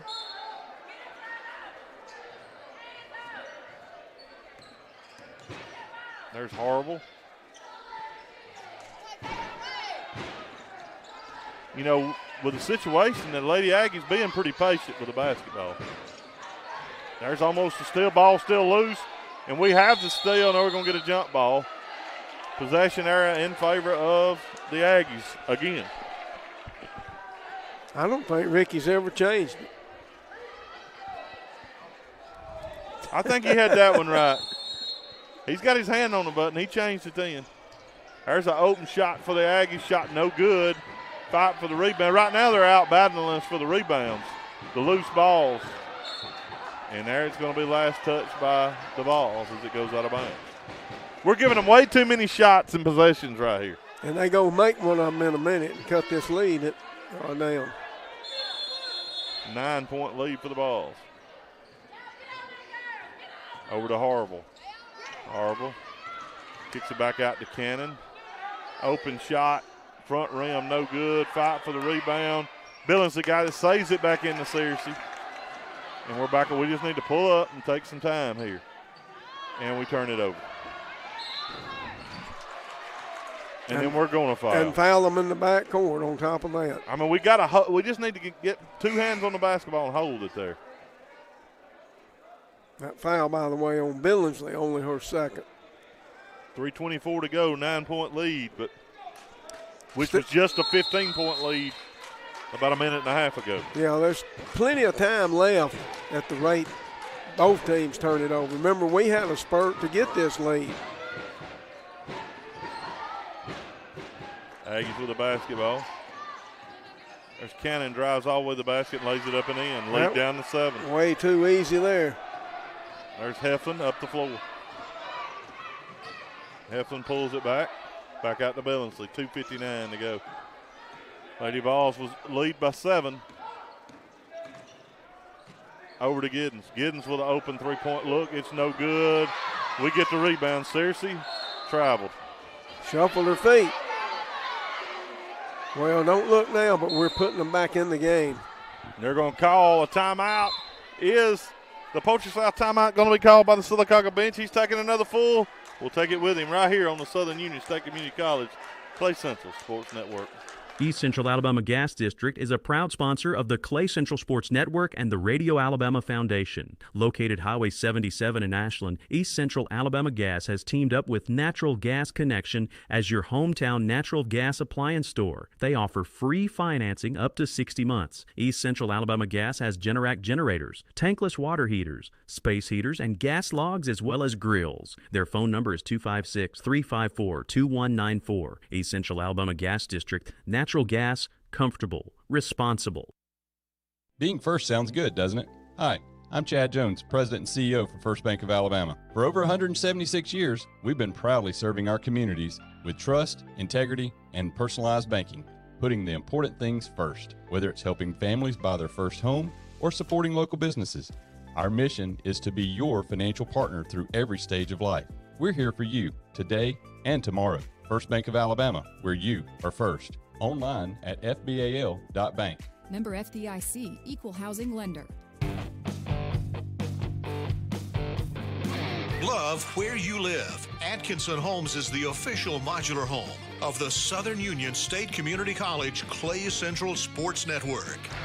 We come back. Lady Aggies with the basketball. This Rusty Taylor, Coach Jerry Weems, Coach Chris Herron, and Heath Stroud on the stream.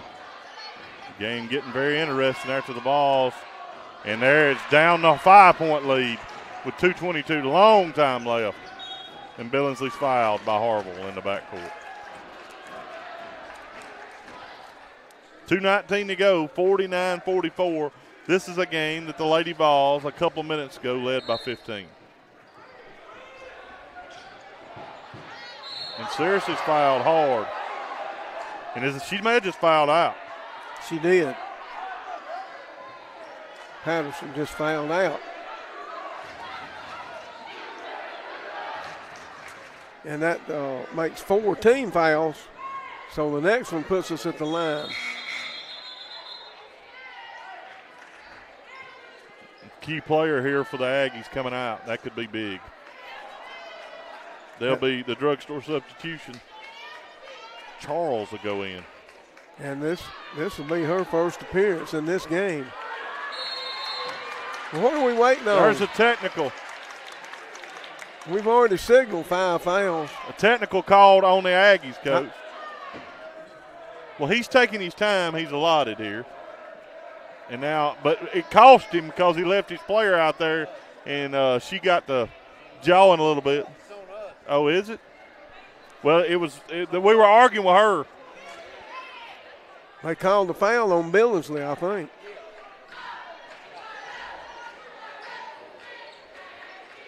It's going to be big. Yeah, it's going to put them at the line for 2 plus the ball. They'll get the ball where we had the ball.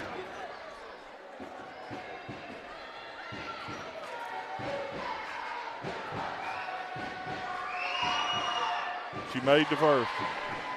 Now, who is that? I can't see the number. That's number 11, I think.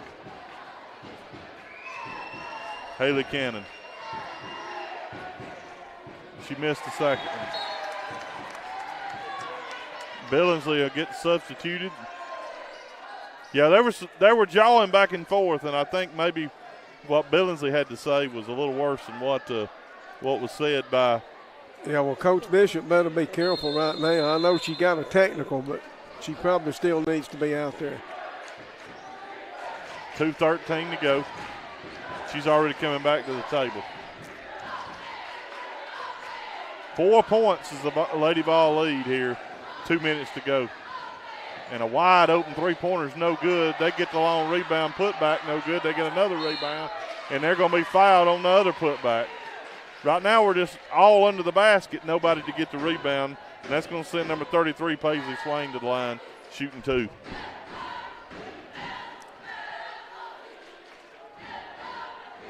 Chance to cut this lead to 2 right here. Coach, and the way I remembered, after leading by 15, they fought all the way back. I don't think we've had but like one shot at the basket during this time. Well, it's the same way we got the lead. We got the lead because of their turnovers, and they're getting it, they're cutting the lead in because of our turnovers. She missed the first. That's a big miss by Swain. A lot of time left, though. I think we got to be more aggressive here on the offensive end. Now we got to go against the press now. And we get it back to Heflin. Heflin beats the press counter on her own, and she's fouled.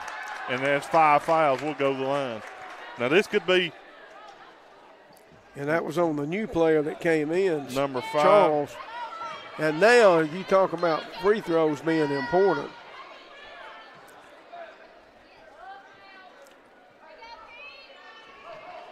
These are important.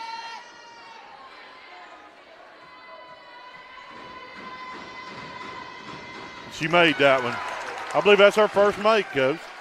It in is. Heflin. 50-46. Vols back up, 2-possession game, 1:47 to go here. She's 1 for 6 now after that make. She stepped over the line then. She just completely forgot what she was doing there. She took off soon as she shot it. Yeah. That's a good sign that you didn't have confidence you were going to make it. The Aggies beating our press. I don't think we might ought to get out of that. There's a good drive, good spin move, and good layup and in. Lead down to 2. Back to Billingsley. Billingsley up to Giddens. Giddens down to Wheeler. Wheeler unable to handle it. The ball's loose. Ball's still loose. Heflin. Billingsley comes out with it and finally going to lose it out of bounds.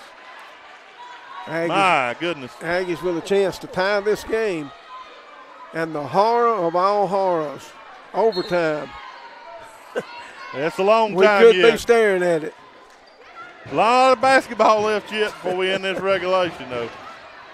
Oh, that was a travel. There's 2 travels. They let them with 1, but they couldn't go let them with a second one. Ray Charles would have called that one. Let's pause 10 seconds for station identification. Classic Country 90.9 is WFAZ-FM Goodwater, Ashland, Lineville, home of the Clay Central Volunteers on the Southern Union State Community College Clay Central Sports Network. As we get a jump ball on the inbound, we almost lost it. Possession area is in favor of the Lady Vols. 1:05 to go. Vols leading by 2, 50-48. Good news, it's our ball. The bad news, we got to go 94 feet with it. We get it into Heflin. And right now, I think all we got to do is hold it, and they're going to foul us. But we really need to get it to Billingsley, who's been shooting the free throws really well. And that was on Kaylin Cannon. That's her 4th foul. And it's going to send Cersei back, or rather Heflin back to the line again. And we remember 1 for 2. And she's 1 for 7 in all in this game. These will be her 8th and 9th free throws. She made the first. And she used a lot of iron and glass. Right now, she just needs to shoot it and stay behind the line until it hits the rim.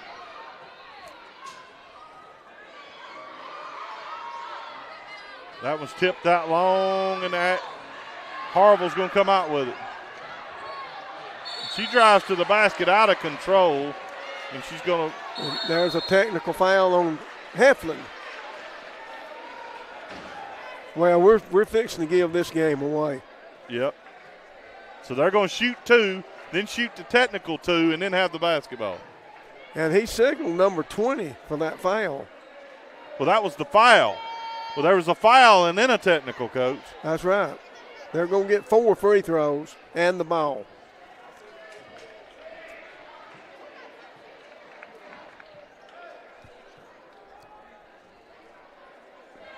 Harville will get to shoot her 2, and then they'll get to choose who's shooting the technicals.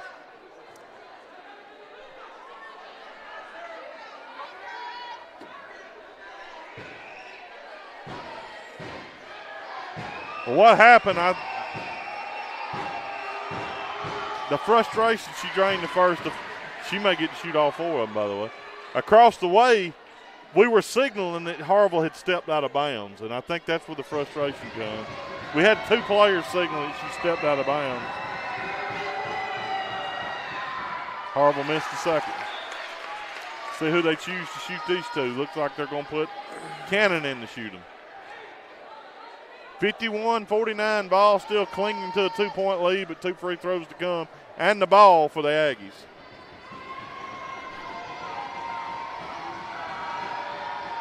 She made the first. 1-point lead.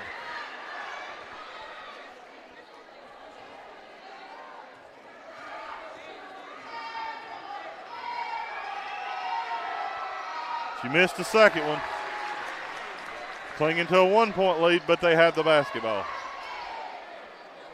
Now they'll be inbounding at midcourt. And after the technical. Now both teams coach in the bonus. That's right.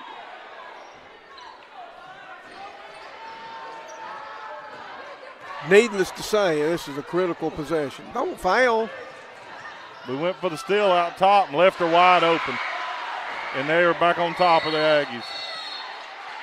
And the Aggies going to call a timeout with a 1-point lead. Went for the steal way high, coach, and just gave her the lane all the way to the basket. Gave the drive up by reaching for the ball.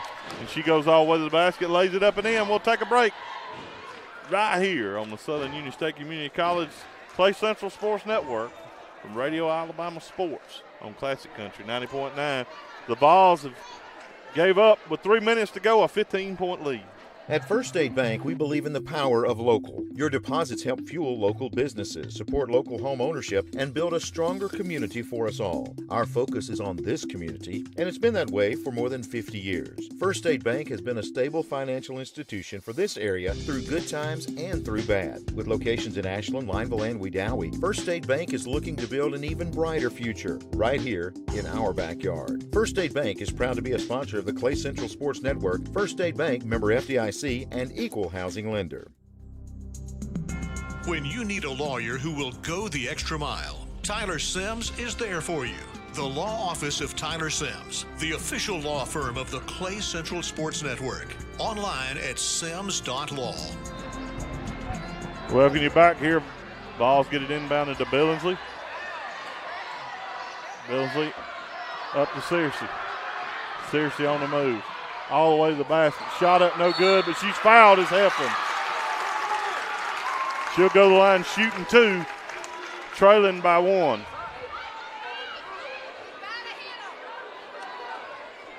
And she shot them a little better of late, coach, but not really where we want to be.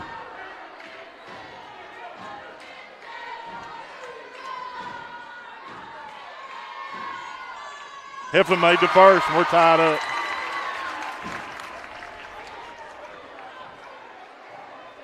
You think she's nervous? Actually, I think she's more locked in than she has been. And she was in the lane, but they didn't call it. Whose possession? This is key. They gave us the timeout.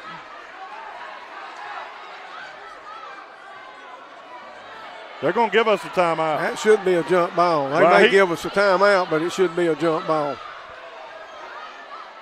And it's our possession, I think. No, we don't have the arrow. They had the arrow. They're sticking with the jump. Which I think is the correct call. Yeah. Tied up at 52 here. We don't need to press. We're going to give them an easy basket. We get the steal. We get another steal after we missed a shot. Searcy shot up, no good. Fight for the rebound. Heflin gets it, and she's fouled. It rolls around and falls out. Oh. Good-looking shot. It's going to be 23 on the foul, I think, or 33. 33. And for some reason, Searcy keeps drawing these fouls. It's not Searcy, Coach. It's Heflin. I mean, Heflin keeps drawing these fouls. Well, she's putting a lot of effort forward to get those fouls. Yeah. She missed the first. 52-52, 20 seconds to go. Big area game here against the Sylacauga Aggies.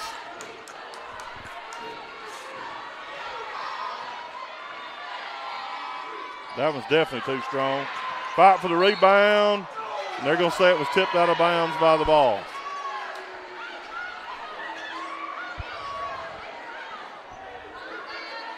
Without their point guard, Coach, they struggle a little bit here with us pressing them.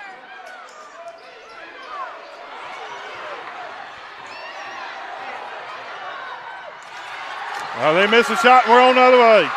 Heflin going all the way to the basket. Good move, shot. Way hard off the rebound. We got a jump ball with 6 seconds. We got the possession there with 6 seconds. Coach Bishop going to call a timeout and draw one up here with 6 seconds to go. We're going to take a quick break and come back right here on the Southern Union State Community College Clay Central Sports Network from Radio Alabama Sports on Classic Country 90.9. Since 2000, Harris Plumbing and Electric has proudly served Clay County with hometown pride. From trusted power tools like Stanley, Milwaukee, and DeWalt, to GE scratch and dent appliances, they offer quality without breaking the bank, plus a full-service lumberyard and building materials for every project. Harris Plumbing and Electric is located at 75 2nd Street Northwest in Ashland. Available on Facebook or by phone at 256-354-5600 and is proud to sponsor the Clay Central Sports Network.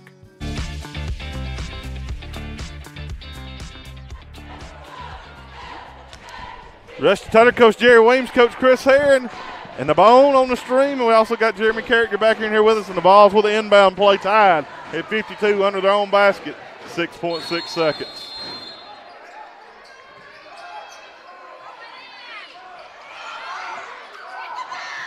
And we throw it away on the inbounds play.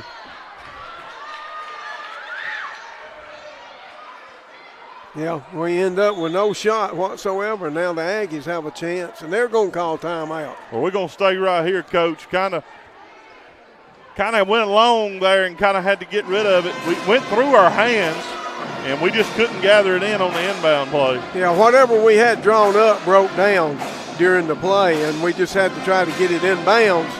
And we threw it to a dangerous spot right by the sideline, and it rolled out of bounds. And now Sylacauga with a timeout. Their coach trying to diagram something that he feels like they can do. The problem is they got to go the length of the court after a deep sideline inbound pass. And, there's still a chance of turnover here. Well, and a foul. Yeah, there's still a chance of a foul. There's a lot of chance. Coach, if we look back at last week in our boys game against the Cleveland County, we saw a lot happen in less than a second in the end of regulation and in overtime, so a lot can happen. Well, I would back my people up a little bit. Let them throw it in and then start defending. Don't try. Well, we're setting up in a full court press, a 2-2-1. Remember, their point guard has fouled out.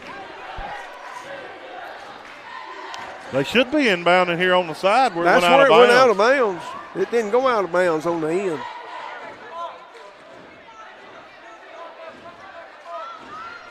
I don't understand this. That ball went out of bounds. Should be right where it went out of bounds.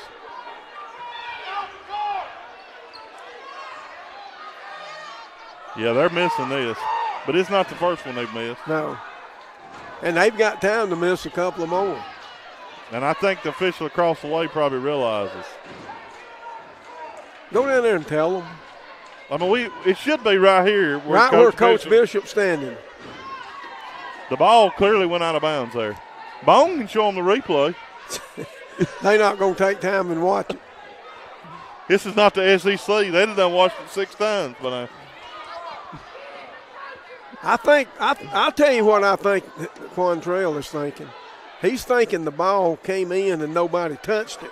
and it went out. And that's why he's trying to give it to him on the end. But I think the ball was touched. Oh, it was touched. Yeah, well, they're still debating it. It was touched, I think, by 2 volunteer players. That's the right call. This is important because Sylacauga coach has told his players how to get the ball down the floor. He drew up a play from this side. You normally would think it's not that important, but it is. And they're going to get a shot right here. And it was a 3-point shot, a good look, but it hits back rim and no good. And guess what, Coach? We're going into extra time I here. mean, it seems like if we show up, there's some overtime coming, and we got more basketball before we even go to the boys' game. And, Coach, don't look now, but it's 8:15 as we speak. Right here on the Southern Union State Community College Clay Central Sports Network from Radio Alabama Sports on Classic Country 90.9. Do you hear that? It's winter setting in. And when those frozen icy spots appear on pavement, the only thing between you and a slick surprise is your tire's tread. Don't gamble on a worn-out grip this season. Highway 9 Tire carries several brands of tires for your car, truck, or SUV. Highway 9 Tire provides the expertise to check your tread depth and install the right tires for winter driving conditions. So stay safe and have peace of mind with good treads from Highway 9 Tire, proud to sponsor the Clay Central Sports Network. Are you tired of the old stressful car shopping? Hill Auto Sales in Lineville believes finding your next vehicle should be easy, and now they've made it even simpler. On your laptop, tablet, or phone, the website is buyfromhill.net. That's buyfromhill.net. You'll find the latest inventory of quality used cars, trucks, and SUVs ready for you to browse. Buyfromhill.net features high-resolution photos, prices, detailed specs, and even a Carfax report. When you're ready for a test drive, Kevin Hill and Tim Carroll are ready to help. And remember, the Clay Central Sports Network is driven by Hill Auto Sales. The Southern Union State Community College Clay Central Sports Network is driven by Hill Auto Sales, Highway 9 in Lineville. Buy from Hill. It's Rusty Tutter, Coach Jerry Williams, Coach Chris Herron, Jeremy Character, and Heath Bone, the Bone Stroud on the stream. And we got extra basketball, 4 more minutes of overtime here before we go to the boys' game. And a full house here. Great crowd. And the Aggies win the tip. Aggies with the basketball. Remember, they're playing without their normal point guard, but we're going to leave Harville wide open. She's a great shooter, but she misses that. And right now, Harville's going to knock it out of bounds. We got to be more aggressive going after the loose balls. And we've got people on both teams in foul trouble here. Keep that in mind. How many does Billingsley have, Coach? Billingsley's got 3. You remember she had a technical, so that counts as one. What about Heflin? Heflin is and Billingsley's foul going to the free throw. 3 as well. She doesn't make the shot, but she's going. We have anybody with 4? You said Wheeler has 4. Okay. I'm not sure who made that foul. 32? 33, I think. Swain. And Billingsley makes the free throw. Maybe it is 32. Billingsley needs to quit talking to the other players. Are we going to get another technical?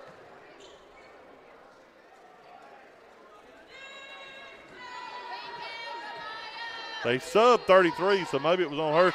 And Ramai made them both, Coach. 2-point lead.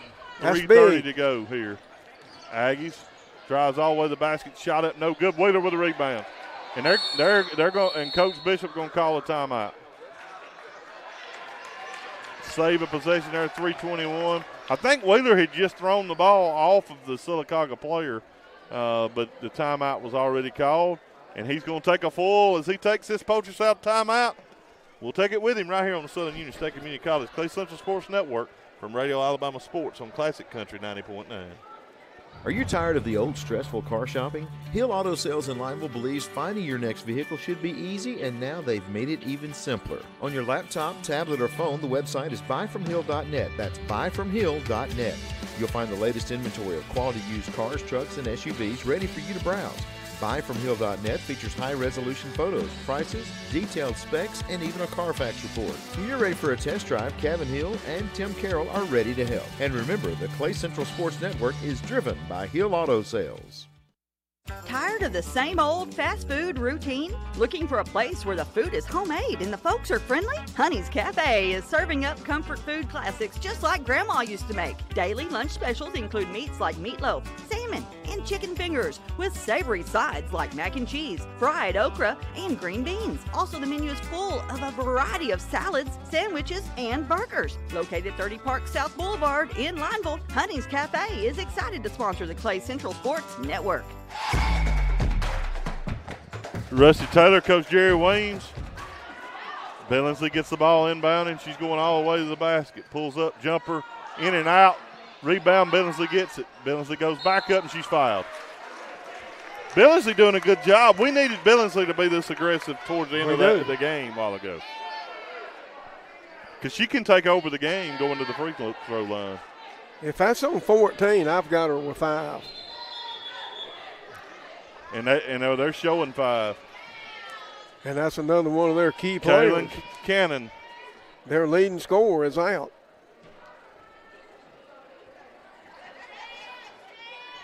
And so Billingsley back to the line.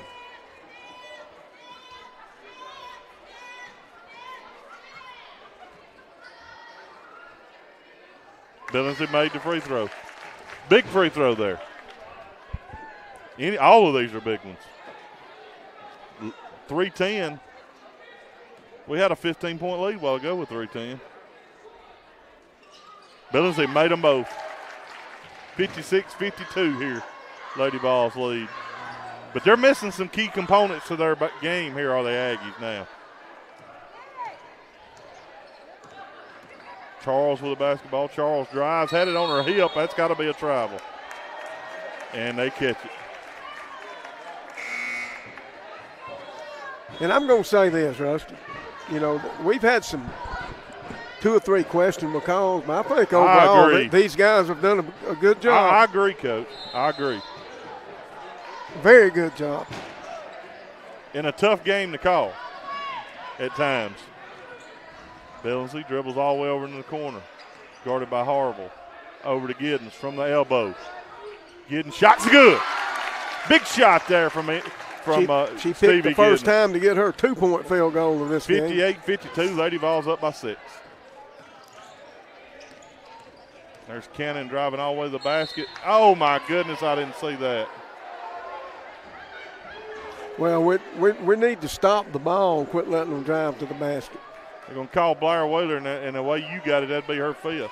That's what I've got, unless I miss one that they put on somebody else. Who is that sitting in the floor down there? They just some. Right now, the shooter still hadn't come out. I guess she's saying she sprained her ankle. I don't know.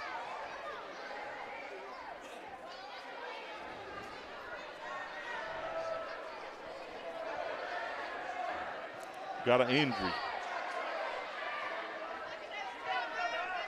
She's a little out of control driving to the basket, Coach, there, and kind of got bailed out, in my opinion. What I'm concerned about is the people sitting under the basket down there. Yeah, I don't think they need to be there.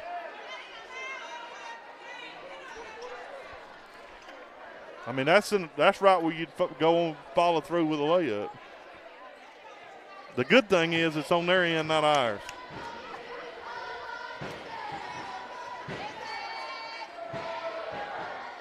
She made the first. I swear I can't see what number that is. That's number 11. But number 11, okay. Number 14 fouled out, right?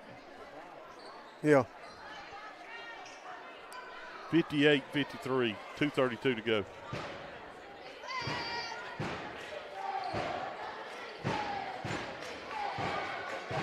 She made them both. It's going to be a substitution.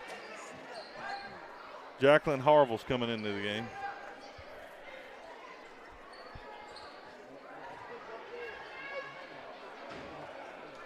will be inbounding the ball with a 4-point lead, 2:32 to go, and now they're asking these girls to slide down, Coach. They heard you talking about it. Yeah, they need to move on completely off the end, though.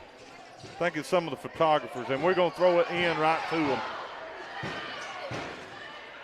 Well, and there's a foul by Harville, and that's going to send Billingsley to the line shooting two.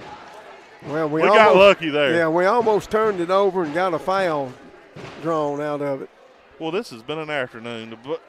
Their bus got here late and then got started about 45 minutes late with a big game, now overtime.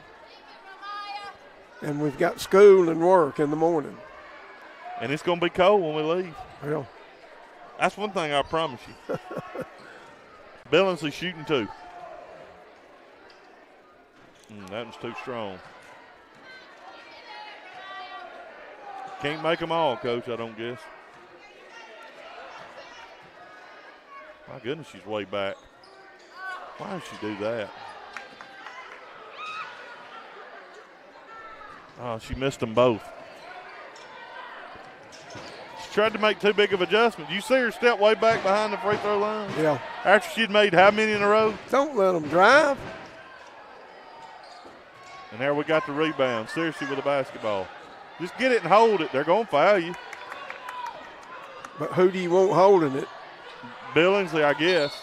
And there it is. I want Billingsley shooting a three with it. And that's Harrell's fourth foul right there. Billingsley back to the line where she just missed two a moment ago. She needs to just step up on the line in a normal shot, not try to make big adjustments. Look how far back she is. She's too far back. Way too far back. What do we know? She made it. But why make it harder? Because you made them both, Coach. I don't know. We'll take it, though, 60-54. She's about 2 feet behind the line. She's got to be somewhere in that half moon. I remember an NBA player used to shoot a jump shot on free throws. Aggies with the basketball, trailing the balls by 6. There's a drive to the basket, lay it up and in. I don't know how we're letting them drive to the basket. Well, we shouldn't be, because not only could they score, they could draw an and one as well.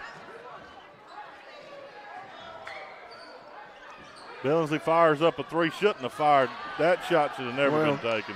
They've got a chance now to get right back.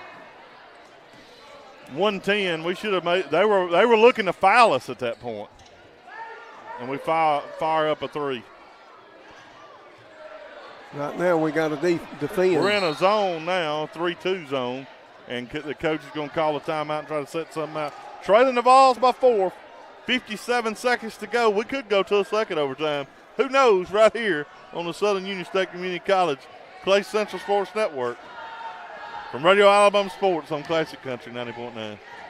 Tired of the same old fast food routine? Looking for a place where the food is homemade and the folks are friendly? Honey's Cafe is serving up comfort food classics just like Grandma used to make. Daily lunch specials include meats like meatloaf, salmon, and chicken fingers with savory sides like mac and cheese, fried okra, and green beans. Also, the menu is full of a variety of salads, sandwiches, and burgers. Located 30 Park South Boulevard in Lineville, Honey's Cafe is excited to sponsor the Clay Central Sports Network.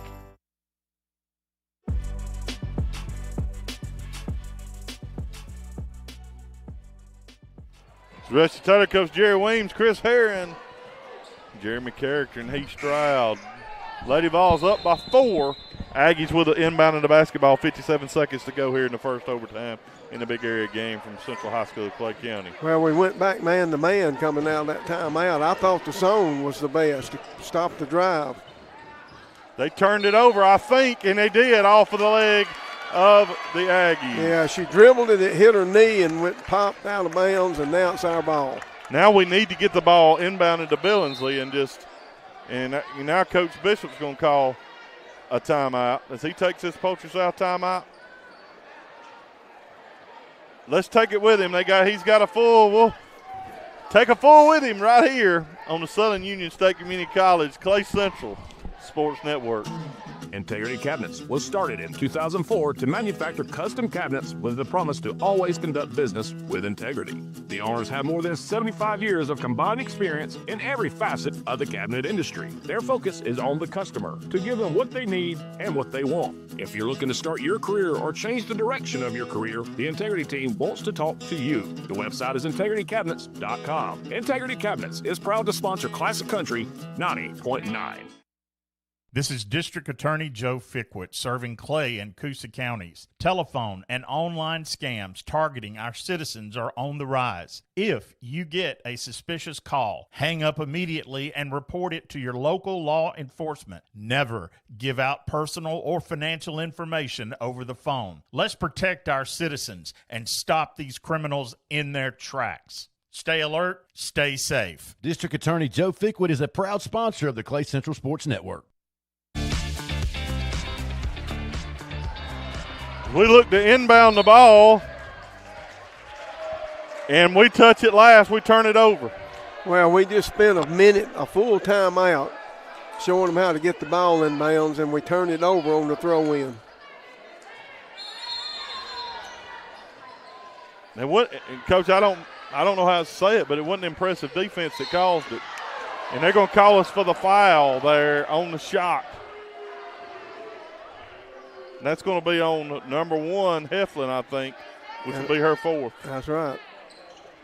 And they've got a chance to cut it. It's Haley Cannon shooting the free throws. And she missed the first. Still a 2-possession game with 37 seconds to go right here.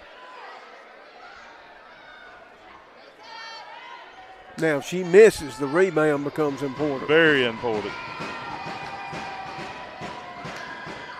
She missed, and we got the rebound, and Billingsley got it. And why do we force the ball up the floor? She just needed to hold it and throws it away. They're going to foul her. We got exactly what we wanted. Aggies with the basketball. And we got it. There's going to be a jump ball possession there in favor of the Vols. I don't know. They're climbing on top of her to get the jump ball. But it's important that we have the possession. It might be better if we're on defense. You may be right, Coach. God, we had it like we wanted it a while ago and tried to force a pass. Yeah, we don't need to score right now. We got it into Billingsley.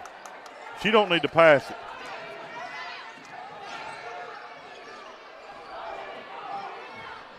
She does to Giddens. Giddens with a good pump fake drives.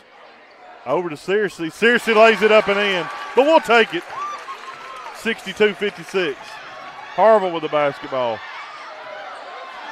That's going to be it. Lady Vols going to get a big region victory in overtime. 62-56 over the Sylacauga Lady Aggies in a big win there after giving up a 15-point lead. They fought strong in overtime and pick up a big victory. We'll take a break. We'll come back. We'll recap this girls game here as we move into the whatever it is. When we come back right here on the Southern Union State Community College Clay Central Sports Network.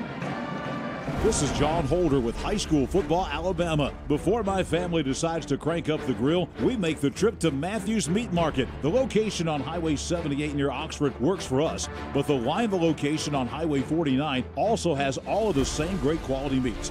Whether you're looking for thick ribeyes or ground beef, Matthews is your go-to place. They also have Gulf shrimp, Boston Buds and brisket, and even frozen vegetables. Matthews Meat Market, proud to sponsor local sports coverage on the Clay Central Sports Network. Support for Classic Country 90.9 comes from the Law Office of Tyler Sims, providing legal services in personal injury, estate planning, criminal defense, and juvenile matters. The Law Office of Tyler Sims offers legal support with a focus on client care and community values. Tyler is dedicated to providing thoughtful and reliable service to his clients. More information is available at sims.law. The Law Office of Tyler Sims is the official law firm of the Clay Central Sports Network. No representation is made that the quality of legal services to be performed is greater than the quality of legal services performed by other lawyers.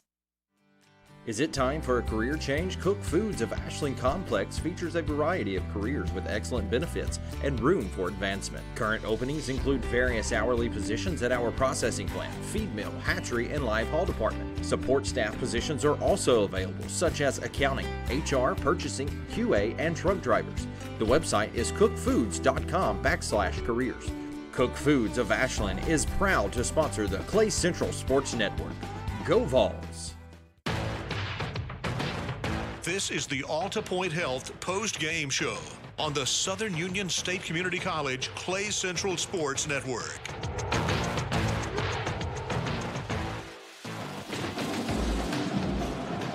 We welcome you back here to the Southern Union State Community College Clay Central Sports Network, Radio Alabama Sports, Classic Country 90.9. This is Rusty Taylor, Coach Jerry Weems, Coach Chris Harry, and Jeremy Character. Heath Bone Stroud on the stream as the Lady Vols have just picked up a big overtime victory over the Sylacauga Lady Aggies. Coach Weems shares some stats. We're going to get some more. Well, I tell you what, let's start with Coach Harry and stats. He's got some rebounds, some turnovers, and some other stats from that girls' game. Taylor, from that game with the overtime period, the Vols from the field, 20 for 58. 34% from the field. The Aggies 24 for 49. That's 48% for them. Rebounds, the Vols out-rebounded the Aggies 36-29. The turnover department pretty even. Vols with 37, Sylacauga Aggies with 38 turnovers for a total of 75 turnovers total in that ball game we watched. Coach, share some scoring stats with us real quick. Well, our leading scorer tonight was Ramel Billings, and she had 25 points. And she went 15 of 20 from the free throw line and 6 of 8 in overtime. Zykeria Heflin made a big return tonight, 17 points. And she went to the foul line 13 times and only made 3 of them. So the scoring, Brandy Searcy chipped in with 8 points and Blair Wheeler with 7. Sylacauga was led by Kaylin Cannon with 15 points and Haley Cannon with 11 points. All together tonight, the Vols shot 37 free throws, 20 for 37 in this game, and we had 10 of 19 for Sylacauga. So that's almost 50, over 50 free throws easily shot combined by both teams tonight. Well, Coach, real quick before we transfer out of this girls' game, let's name a Piggly Wiggly play of the game. My goodness, there's so many, but looking back at it, there, I think, do you have one that stands out to you for a play of the game? Well, you know, the play of the game, you would think would be in the overtime, and that's where Billingsley kind of took over. She scoring. went 6 of 8 from the free throw line, so I guess those would be the plays of the game. And I guess as we go ahead and move name the AGL Solid Waste Authority Player of the game. It's hard not to go with Billingsley with 25. Well, 25 points, 15 of 20 from the free throw line. And that is your AGL Solid Waste Authority Player of the Game. We're going to take a break, and then we'll come back in just a little bit with the Coosa Valley Medical Center pregame show for the boys' game as we get ready to close out the Alta Point Health postgame show right here on the Southern Union State Community College Clay Central Sports Network. Farr and Associates Injury Attorneys assist clients in auto and motorcycle accidents, 18-wheeler collisions, boating accidents, wrongful death, medical malpractice, premises liability, and workplace injuries, and is known for compassionate, informed representation. Attorneys handle each case personally, not through case managers. Info is available at tfarlaw.com, tpharr law.com, or 256-487-6080. Farr and Associates Injury Attorneys is a proud sponsor of the Clay Central Sports Network. No representation is made that the quality of legal services to be performed is greater than those by other lawyers. In this area, we know what matters: family, community, and a great Sunday dinner. That's why your local Piggly Wiggly stores in Ashland and Lineville are proud to be your go-to for quality and value. From our premium meat market to fresh produce, Piggly Wiggly has everything you need to keep your kitchen stocked and your family happy. Need a quick meal? Piggly Wiggly features hot deli favorites and a wide range of snacks and desserts. Plus, both stores are now proudly accepting EBT to better serve you. Piggly Wiggly of Ashland and Lineville is proud to support our student athletes on the Clay Central Sports Network. At Poultry South, we don't just sell farms, we work for the farmer. From the first phone call to the closing table, we're here to make sure you're treated fair and guided right. With over 20 team members across 10 southeastern states, our team was built right here at home, and we've never forgotten who we're working for. The Poultry South team at Southeastern Land Group. The website is poultrysouth.com. Poultry South is proud to be a sponsor of the Clay Central Sports Network. Sassy's convenience store in Lineville is more than just a gas station. Now, obviously, they feature top-tier fuel, but each morning starts off with freshly brewed coffee and hot buttery biscuits. Got the munchies? Sassy's has you covered. They are stocked wall-to-wall with your favorite salty snacks, sweet treats, and ice-cold drinks. Need a quick lunch on the go? Well, Sassy has you covered there as well. They're open early till late, making it easy to grab what you need right when you need it. Sassy's convenience store is proud to sponsor the Clay Central Sports Network. Spencer Loveless with Southeastern Land Group in Clay County is licensed in both Alabama and Georgia. Spencer specializes in helping landowners across East Central Alabama with rural homesteads, farms, or recreational land. Spencer is also part of the Poultry South team, dedicated to getting the best value for every property. Spencer is available by phone at 256-283-3198 or online at selandgroup.com. Spencer Loveless with Southeastern Land Group is a proud sponsor of the Clay Central Sports Network on Classic Country 90.9. If you can dream it, Southern Cabinet Company can build it.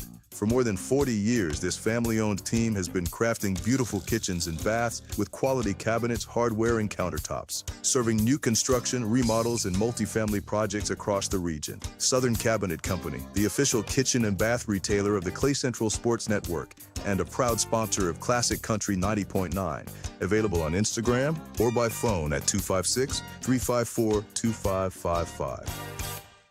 Remember when you would dream about what you would grow up to be? Imagining your dolls were students or your Legos a skyscraper. Maybe it's time to turn that dream into a reality. At Southern Union State Community College, you can discover your dream career in healthcare, business, manufacturing, engineering, and more. From imaginary to extraordinary at Southern Union State Community College. Visit suscc.edu today.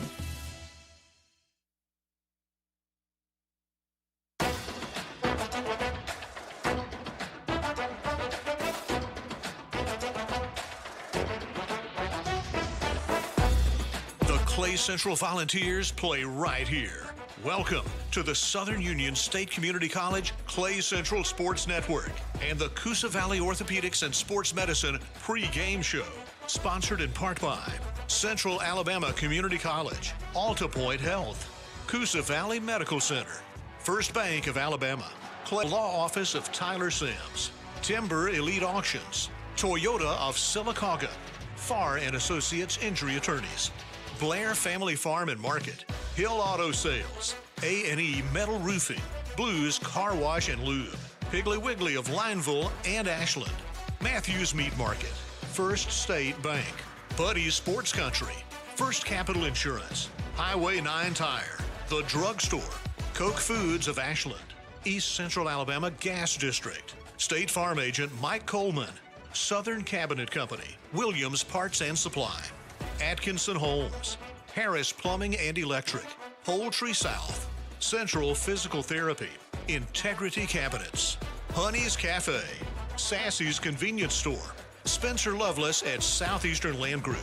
Bama Guns and Outfitters, AGL Solid Waste Disposal Authority, Clay County Tire and Retreading, Clay County Economic Development Council, Ann's Flowers and Gifts, Coosa Valley Electric Cooperative, Ashland Auto Parts, Superior Pest Control, and Bucks Island.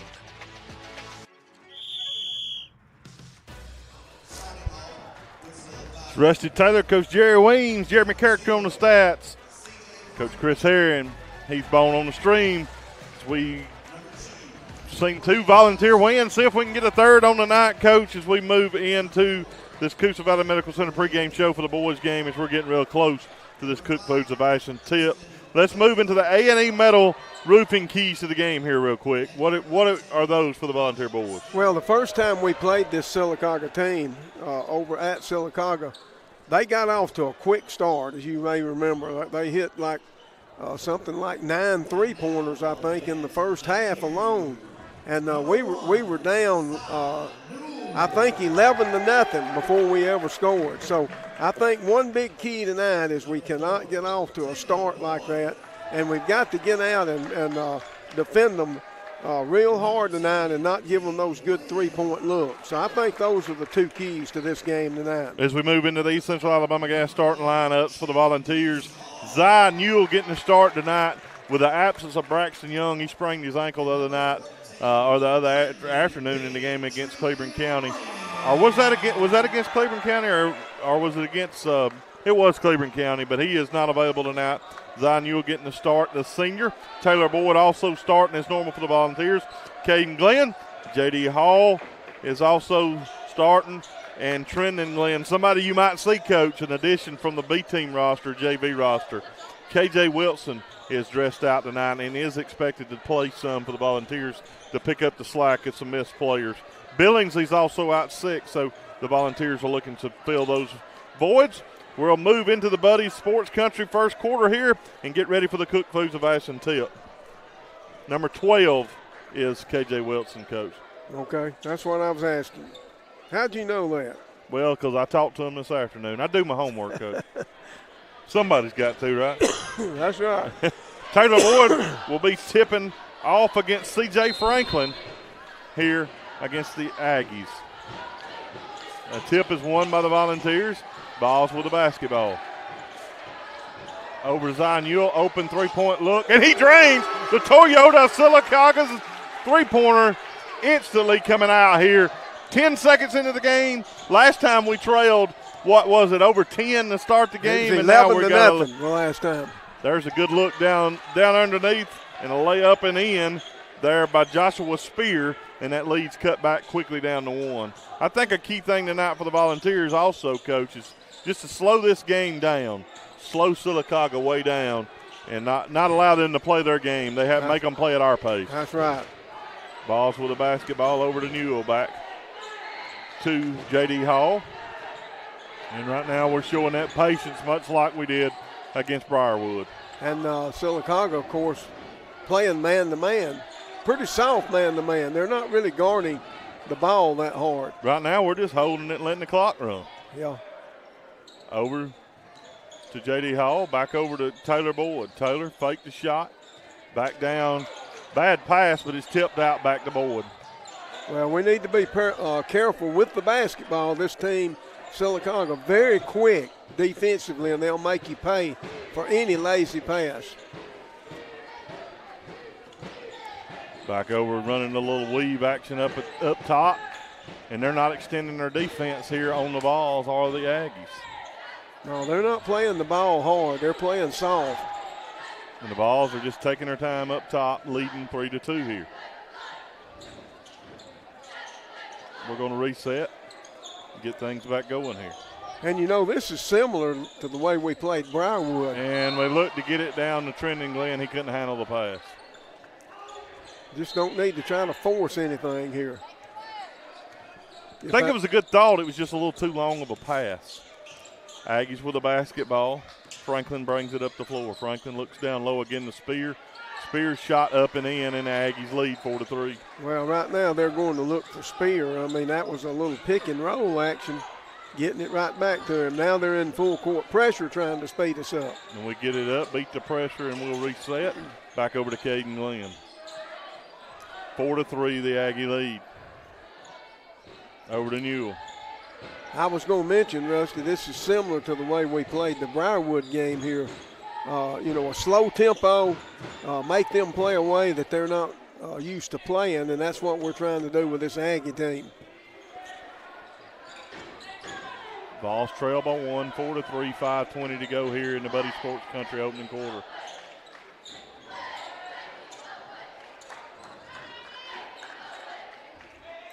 Over to Newell on the left wing. Newell back to Hall at the top of the key. Went and swing it over there to Caden Glenn on the right wing. Back to Newell. It's a lot of ball movement up top here. Yeah, as long as they play soft on us, we'll be able to do this. If they come out and start playing the ball tougher, then we'll have to run some sort of offense. We'd probably start doing our flex cuts a little bit. Right now, we don't have to run anything. Right now, the Volunteers would be pleased to take this thing into a fourth quarter game, or even later. So, I mean, it's smart to keep it together as long as, Yeah, right now we're in the middle of the first quarter, and we're just 1 point behind. So we had a good back cut there we missed from Taylor Boyd, wide open under the goal. You kind of lull them to sleep, but you got to take advantage of those opportunities. Over to Hall. Over to Glenn. Glenn turned it over. But they lost the ball, and we don't go after it, and C.J. Franklin comes back out with it. Spear with an open three-pointer. That shot's no good. Rebound by Hall, and he lands out of bounds. Yeah, Spear got a little greedy there shooting that three-pointer. But I think Spear is their best three-point shooter, Coach, actually. Maybe. I think he hit some the last time we played him. Or he's one of the better ones, even though he's a bigger player. And there's the ball, touches the side, almost stolen away by Taylor Boyd. He did hit a couple of three-pointers the first time we played him. He ended up with 10 points. C.J. Franklin was the big scorer for him that night. Aggies with a basketball and a 1 point lead, 3:50 to go here in the Buddy Sports Country opening quarter. Now, normally what you see happen when we play that slow tempo is the other team shoots the ball poorly. And that's what we're hoping happens here. They missed that shot, and the ball's up the floor. Get it up to Caden Glenn in the corner. When you slow a quick team down, they normally don't shoot as well. Drugstore substitution was kind of made, and we didn't notice it, I don't think. Coburn's in for the ball. Yeah. And he's actually one of our better spot-up shooters. He's standing out of bounds, wasn't he? And I guess not. And there, we miss a point-blank shot there to Caden Glenn. Yeah, that's one you got to make. Open three-point look here for the Aggies, in and out. Rebound goes to Hall. Hall up the floor. 2:57 to go in the opening quarter. Back to Hall. Over to Coburn. And they're going to call Coburn for – I didn't see the travel, neither did Coach Giddens. Well, the official says he shuffled his feet before he put it on the floor. Josh still doesn't believe it.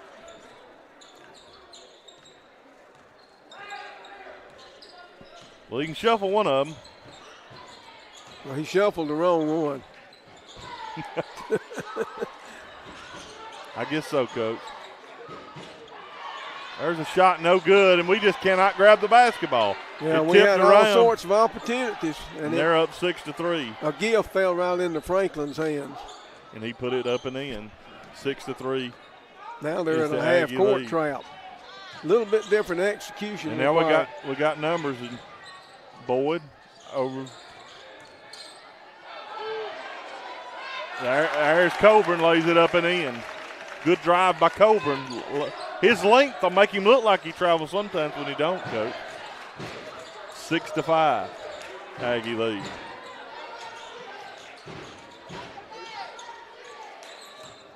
Good move, good pump flake shot up, rolls around and rolls in. Good shooter's roll there from Eric O'Neal. Yeah, we don't need to go for those pumps that they make. When we do that, we're out of position and they're going to penetrate.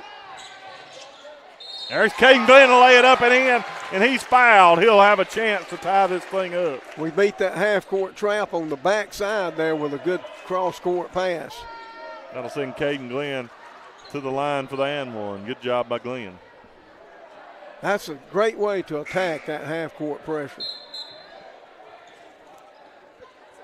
And now, just as you said, the new man, K.J. Wilson, is checking in along with Tristan Wilson. KJ's played JV most of the year. You know, it'll be interesting to see the difference in the speed of the game for that young man. A talented, athletic young man, and the free throw is no good. Aggies with a rebound and a 1-point lead, 1:26 to go here in the opening quarter. The JV team was able to win today without KJ, too. And then the girls with a big win in overtime. So looking for the sweep for the Volunteers. There's O'Neal's drive to the basket, no good. Spears put back, no good. Wilson comes out with a rebound. KJ, we're just getting a big rebound there pretty quick, and we're under a minute to go, and the Vols with a chance to take a lead here, try them by one. I think you'll see them wait for the last shot right here.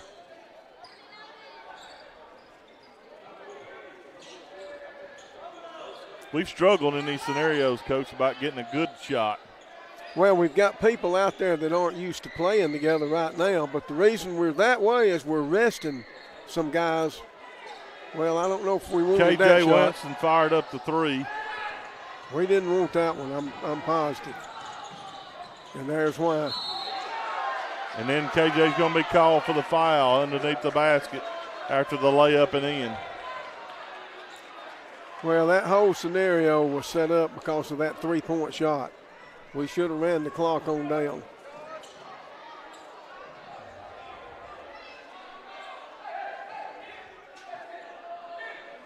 (10-7), the lead now for the Aggies. Yeah, it's like KJ didn't know the plan there, it looked like, Coach.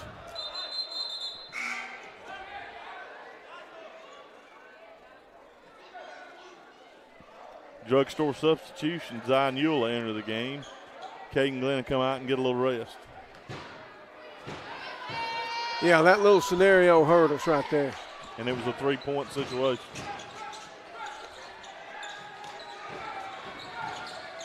And we're going to throw it away again. Spear with a steal.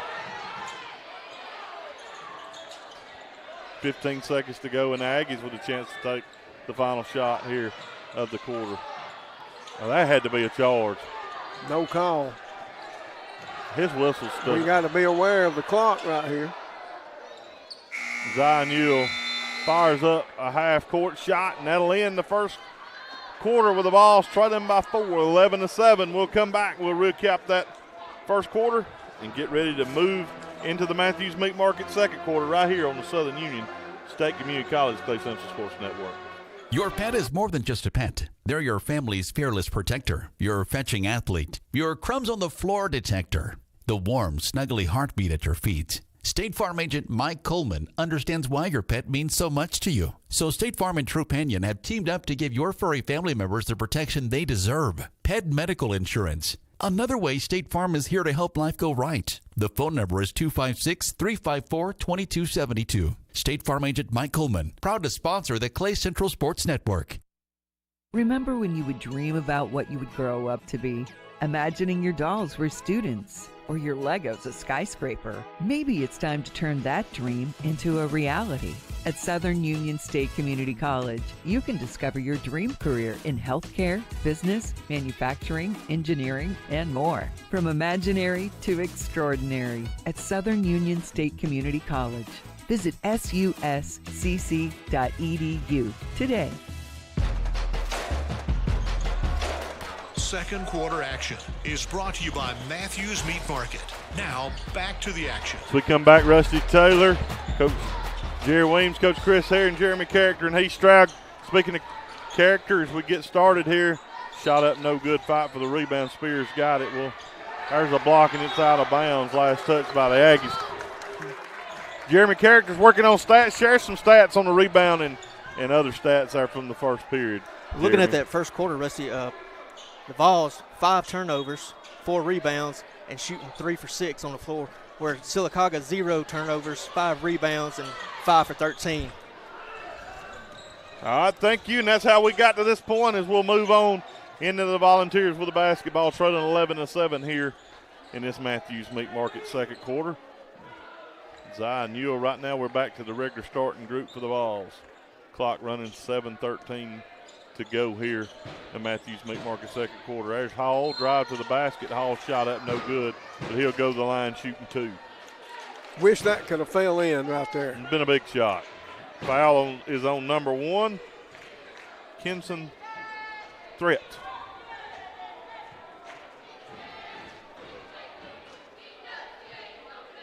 And he made the first.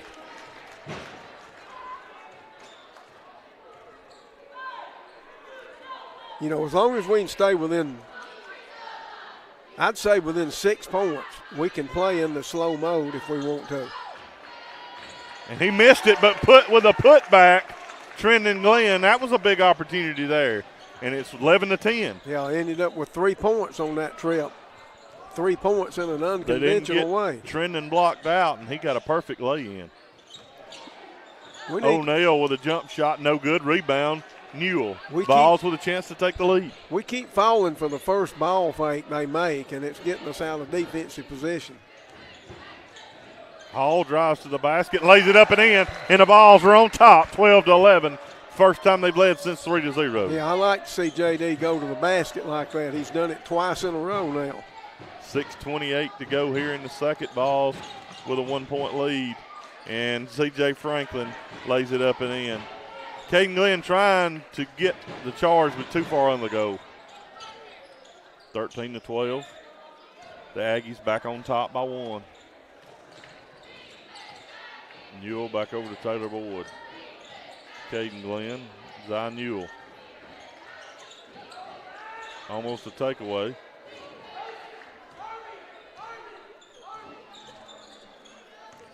Back over to Taylor Boyd.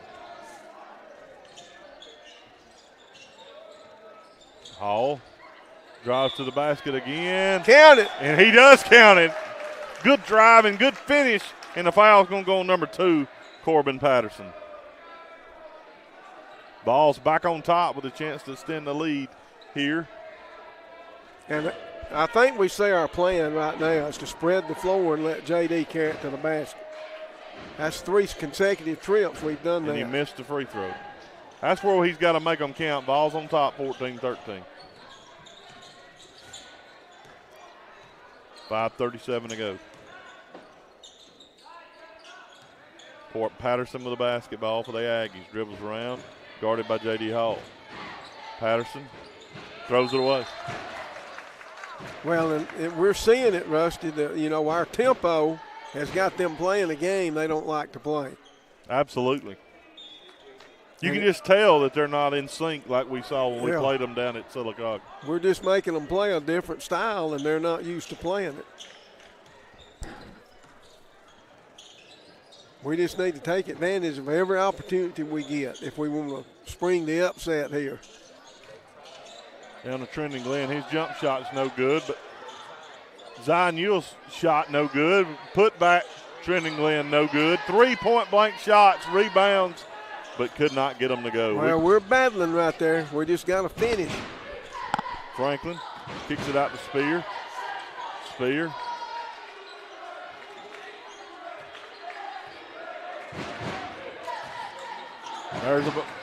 We took it away and lost it back. Over there to O'Neal. O'Neal's drive to the basket, no good. Hall with the rebound. Well, they missed one in the paint right there. Caden Glenn had an open look from the corner, decided not to take it.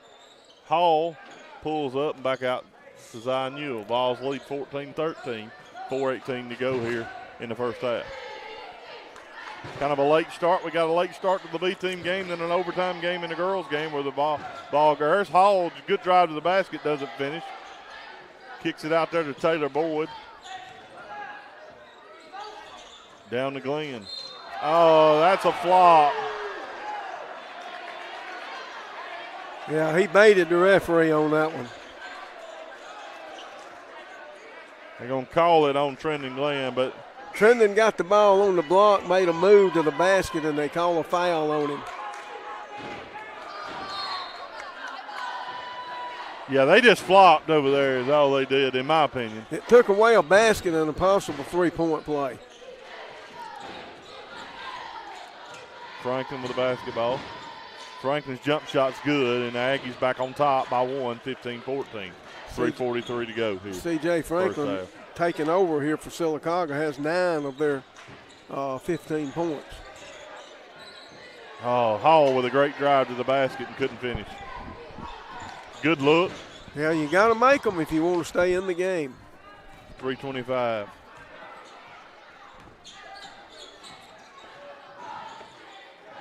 There's a long two-pointer, and it's good by number 14. Is it number 14? It's number 2. I'm sorry, okay. Number 2, Corbin Patterson.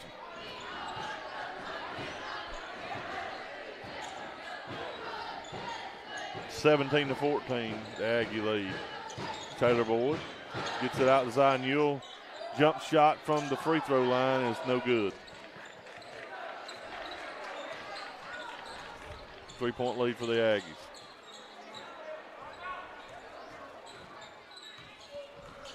There's Patterson. The ball stolen away there. He throws it away again. Taylor Boyd up to Caden Glenn. Glenn looks to drive to the basket, and it is deflected out of bounds by the Aggies. We got a drugstore substitution, a couple of them here. Is J.T. Coburn coming in the game, and also number 12, K.J. Wilson. Out to Hall on the inbounds play, over to Caden Glenn. Glenn drives baseline jumper, got himself behind the goal and hit off the side of the backboard. Yeah, had a bad angle on that one. 2:20 to go in the first half. Aggies lead by 3, 17-14. Open three-point look, and he drains it, this Corbin Patterson. 20-14. Yeah, we're starting to see a little separation right here, and it's due to execution problems by the Vols. Missed shots mainly, Coach, or we'd be matching them. And there's a foul on the loose ball by number 5. Should be on number 5, Tristan Whetstone. They're actually calling on C.J. Franklin. 3 team fouls. Of course, we're under 2 minutes in the quarter. Not going to see a lot of fouls when you slow it down like we have. I get the feeling we picked up the pace a touch here. There's a good move by J.D. Oh, my goodness, and Hall shot. Great spin move, Coach, and just missed the lay. Terrific move, but he missed it. And that's just another one of those finish problems we were talking about. And now the Aggies look like they want to slow down here near the end of the half. Little surprised by that. Patterson over to Franklin. Franklin out to Spear. Spear fires up the 3. It's strong, no good. Coburn with a rebound for the Vols. 1:20 to go. Vols looking to cut into this 6-point lead here of the Aggies have.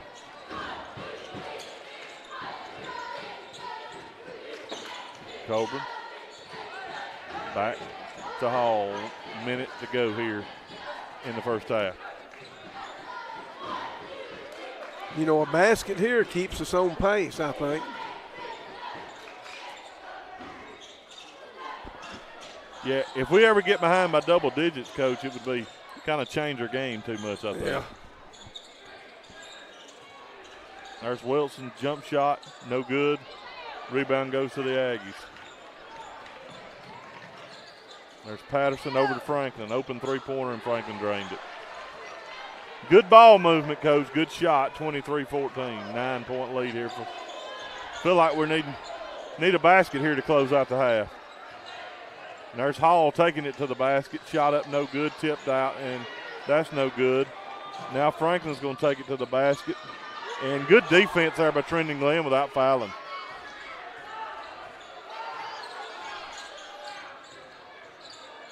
Hall takes it to the basket, mixes again, puts it back up, lays it up and in. 23-16. That's where we'll end the first half. Trailing by 7, but I think that's a big basket to close things out. We'll take a break. We'll come back. We'll move into the Williams Parts and Supply halftime show with the Aggies leading 23-16. You're listening to the Southern Union State Community College Clay Central Sports Network from Radio Alabama Sports on Classic Country 90.9. Classic Country 90.9 is WFAZ-FM Goodwater, Ashland, Lineville, home of the Clay Central Volunteers on the Southern Union State Community College Clay Central Sports Network. Flu season has arrived. This is Jana Wheeler, and at the drugstore, we want to help you take steps to hopefully keep the flu out of your home. We are offering grab-and-go flu defense bags that feature a variety of products to help treat your symptoms. The drugstore also has a large supply of flu and COVID tests, and it's still not too late to get your flu shot. We're located next to the Clay County Hospital and open Monday through Friday, 8 to 5:30, and Saturdays, 8 until noon. The drugstore, proud to sponsor the Clay Central Sports Network. This is Jason Walker with Timber Elite Auctions. Timber Elite Auctions is a company that we set up for private landowners to utilize and take bids on their timber stands. Timber Elite Auctions operates with an online bidding platform with over 150 buyers across Alabama. I am available by phone at 256-846-0575 or online at timbereliteauctions.com. My Alabama auctioneer license number is 5462. Timber Elite Auctions is a proud sponsor of the Clay Central Sports Network on Classic Country 90.9. Hey, Vols fans, you know, Classic Country 90.9 is a non-commercial radio station, which means we can't air regular advertising that contains calls to action or language suggesting you should purchase something. Meaning, we have to state more facts rather than use a lot of adjectives and verbs to convey messages. Even what you're hearing right now isn't considered an advertisement, it's a message. And this message is clear. Toyota of Sylacauga, worth the drive and they'll prove it. We can say that because it's their tagline. Online at toyotaofsylacauga.com. Williams Parts and Supply is your local Napa Auto Parts home. But did you know they carry a whole lot more? From Milwaukee Tools and Echo Power equipment to case knives and heavy-duty industrial supplies, they have the gear to keep you moving. Located next to Dollar General in Lineville at 89243 Highway 9. They're open from 5:30 a.m. to 6 p.m. Monday through Friday and 7 a.m. until 2 p.m. on Saturdays. Williams Parts and Supply, a proud sponsor of the Clay Central Sports Network.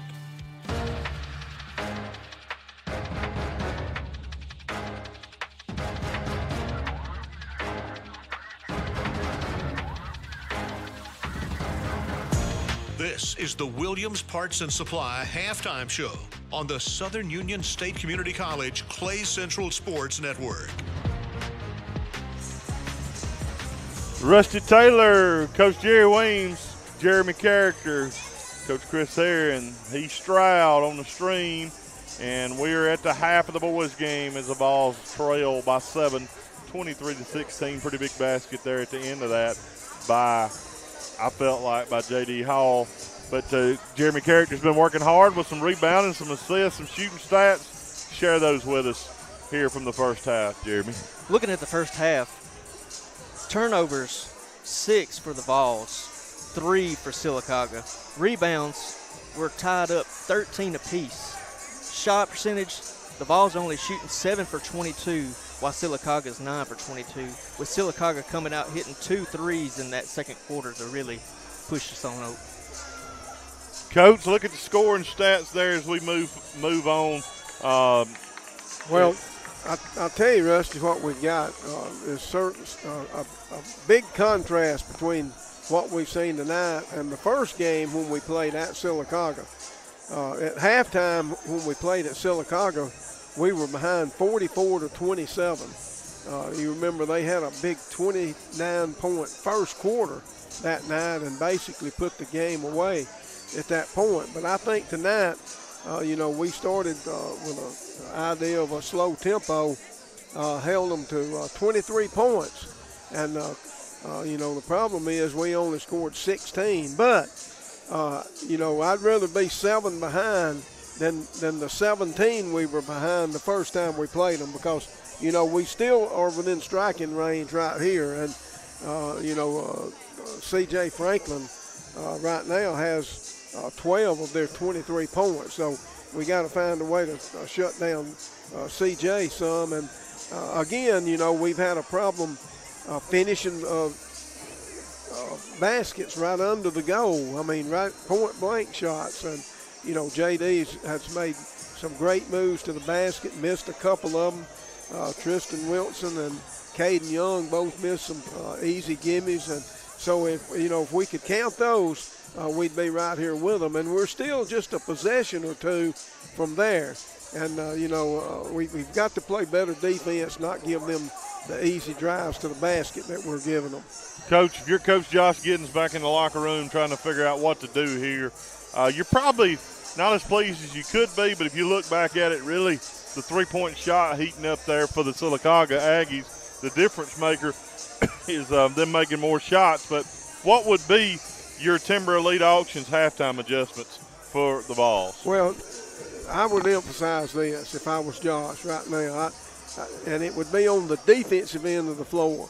You know, what we're doing, they're so quick, and we're going for every jab step and every ball fake that they make, and it's putting us out of position.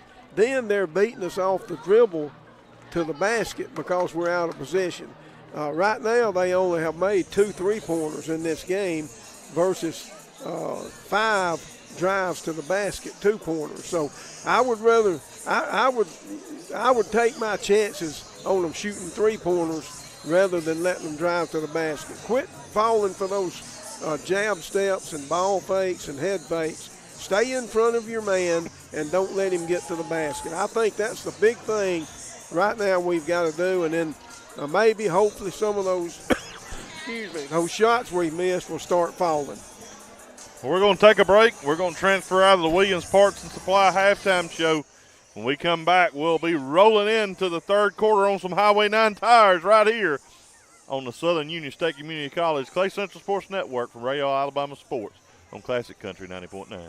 Around here, storms come and go, and it takes a quality roof to stand the test of time. A&E Metal Roofing has served East Alabama and West Georgia for more than 20 years, providing homes, backyard sheds, and everything in between with metal roofing, siding, and much more. A&E also offers pole barn kits. Locations include Kellyton, Wedowee, and Smith Station. More information is available at aemetalroofing.com. A&E Metal Roofing, quality you can trust, service you can count on. Whether it's a new build, a tear down, or just clearing out some good old clutter, AGL Solid Waste Disposal Authority helps keep things tidy around Clay County. AGL's roll-off containers are available for a variety of cleanup needs. AGL Solid Waste Disposal Authority also owns and operates a C&D landfill located at 1177 Landfill Road in Ashland. AGL Solid Waste Disposal Authority is a proud sponsor of the Clay Central Sports Network on Classic Country 90.9. Employment opportunities are available with AltaPoint Health in Clay County, Talladega County, and Sylacauga. Positions include licensed therapists, LPNs, and support professionals in both child and adult outpatient settings. Some jobs are remote and others don't require experience to get started. More information is available by texting Alta Jobs to 97211. AltaPoint Health. Caring is their calling. Ann's Flowers and Gifts, under the new ownership of Wendy Benefield, continues a tradition of over 50 years in Ashland. Ann's Flowers and Gifts offers everyday floral arrangements, celebratory gifts, jewelry, and college-themed items for Auburn and Alabama fans. Funeral sprays, casket blankets, along with cemetery urns, blocks, and bricks are also available. Ann's Flowers and Gifts is on Facebook or available by phone at 256-354-2613, and a proud sponsor of the Clay Central Sports Network. Atkinson Homes is located on Highway 280 in Childersburg. They offer homes from Clayton, Sunshine, and Cavalier, with options that include 2, 3, or 4 bedrooms and multiple bath layouts. Services include home delivery, trim out, and financing assistance through a variety of programs. Warranties and new appliances are included with all homes. More information is available at atkinsonhomes.net. Atkinson Homes is a proud supporter of Clay Central Athletics. Whether you are dialing in at the range, heading into the woods, or dropping a line in the water, Bama Guns and Outfitters has the outdoor enthusiast covered. Bama Guns and Outfitters with 2 locations, 1556 Almond Street in Heflin and 59400 Alabama 77 in Waldo. Available by phone in Heflin 256-253-2635 or Waldo 256-368-5449. Also on Facebook and Instagram, Bama Guns and Outfitters proudly supports the Clay Central Sports Network on Classic Country 90.9. Third quarter action is brought to you by Highway 9 Tire. Now, back to the action.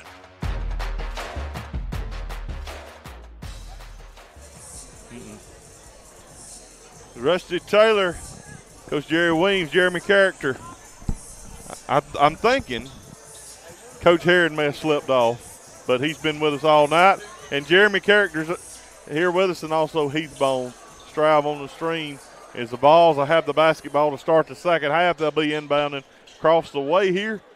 There's a lot of people's leaving, Coach, probably because it's 9:19 at night. Yeah, it's a school night, too, and so I don't know if I'd want to leave if I were them, though, because you're going to have to get out in that cold. Stay in here and stay warm and watch a good game. So Vols with the basketball. Trailing by 7. They almost turn it over. It's poked away there by Franklin into the backcourt, but because he touched it, we can go back and get it. Be nice to start this half out with a field goal right here. Kind of the way we started the game. Trenton Glenn over to Zion Newell, which was our only Toyota Sylacauga three-pointer, which I think we only maybe attempted 2 of them. I think K.J. Wilson attempted 1 and Zion Newell attempted 1. That's the only ones I remember. That's the only 2 I can recall. Taylor Boyd with the basketball. Boyd over to Zion Newell. Oh. Caden Glenn from the elbow. He's got to take that shot. Well, he was thinking for Trendon, but Trendon was looking for the rebound. Yeah, Trendon had already turned away from him. To block out and find the ball. There's a ball. Aggies with a basketball. But, Coach, wouldn't you want your guard or an open shot from the elbow to take that jumper? Absolutely. There's one that'll take it, C.J. Franklin, and knock the bottom out of it. Yeah, Franklin is taking this game over offensively for Sylacauga. 25-16, 9-point lead for the Aggies.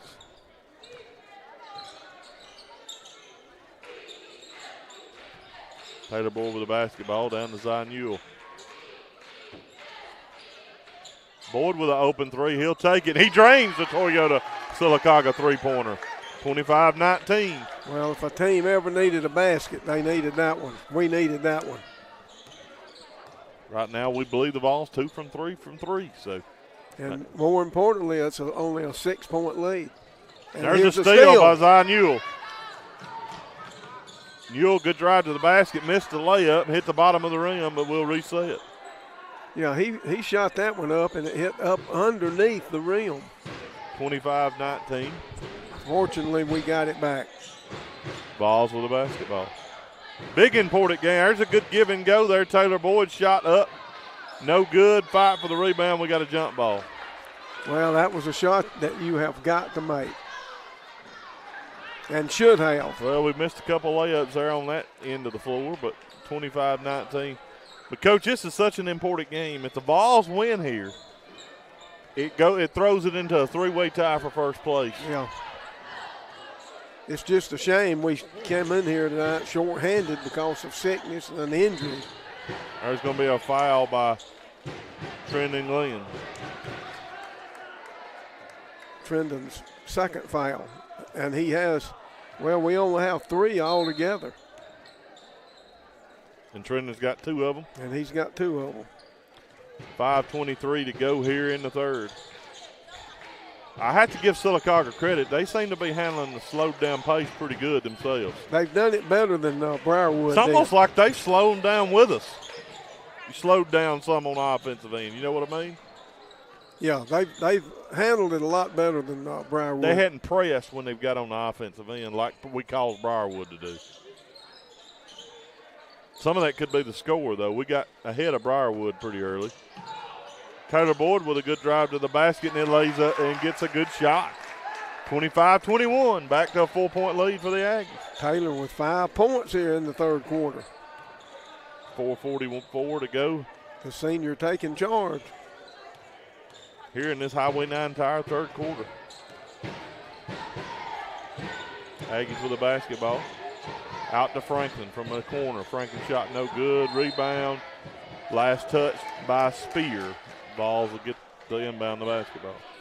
Well, you don't like to say possessions are critical, but this is a big one right here for the Vols.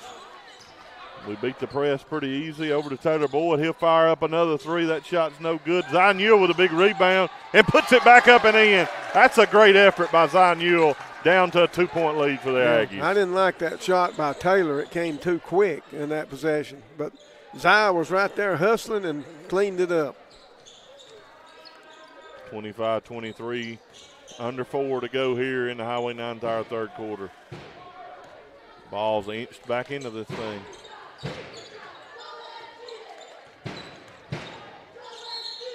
And going to be a timeout by the Sylacauga bench here. He didn't like what he saw, so he's going to take that Poacher South timeout.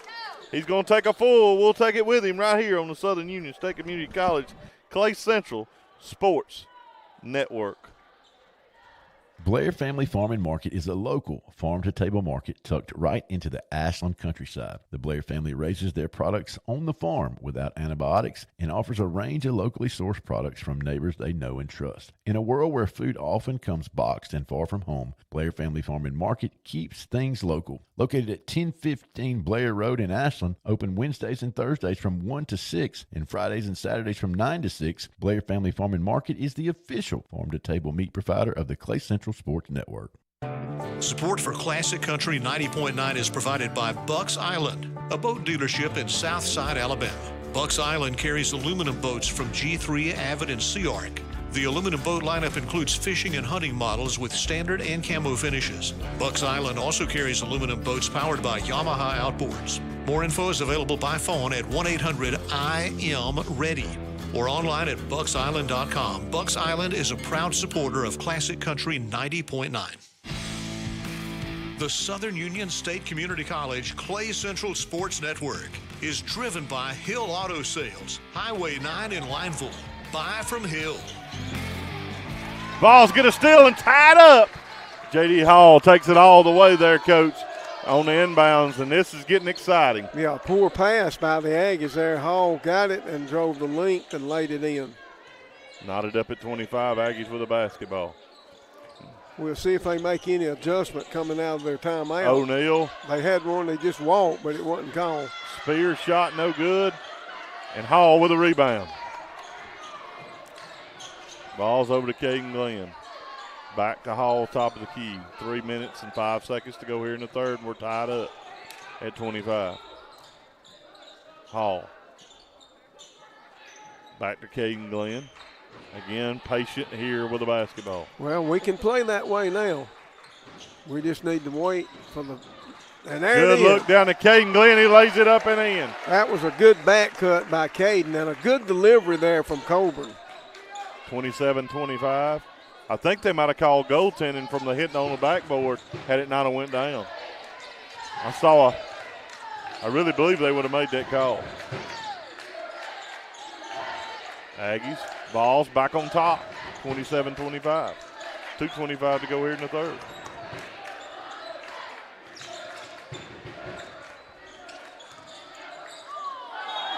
There's a walk by number 4, Eric O'Neal, on a drive, kind of forcing himself in there.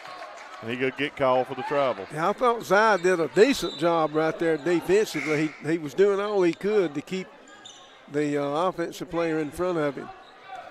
Hall with the basketball. 2:10 to go in the third. Vols looking to extend this 2-point lead. After trailing by 7 coming into this quarter. Hall with the ball. Hall gets it down there to Coburn.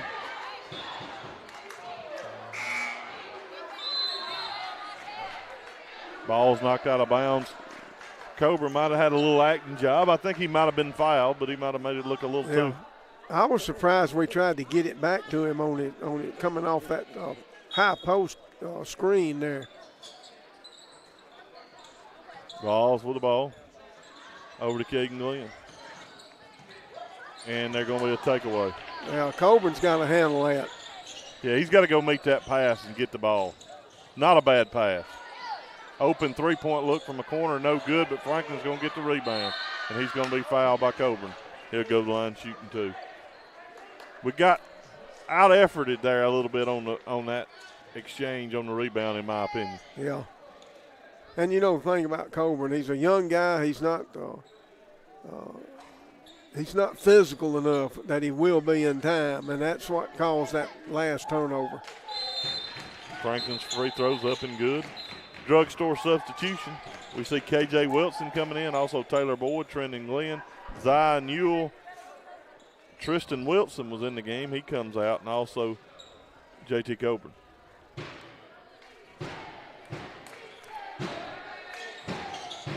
He made them both, and we're tied at 27.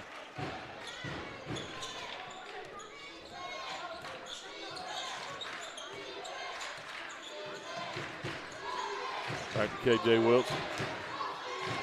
Wilson over to Caden Glenn, over to Taylor Boyd. The defensive pressure being picked up here by the Aggies. Almost throw it away. Good job by. Yeah, they're still not playing the ball hard. JD with an open three-pointer. A little strong. Good look, though. Aggies with a basketball. Well, we're nearing the end of the third quarter here, and it's still tied. They get it down to Joshua Spear. Spear down low. We're doubling down on him, and we're going to get a tie. Good job by Trendon Glenn. And, you know, we've kind of eliminated Spear from this game since early. He had 2 quick field goals and nothing since. Good job there by Trendon Glenn defending Spear.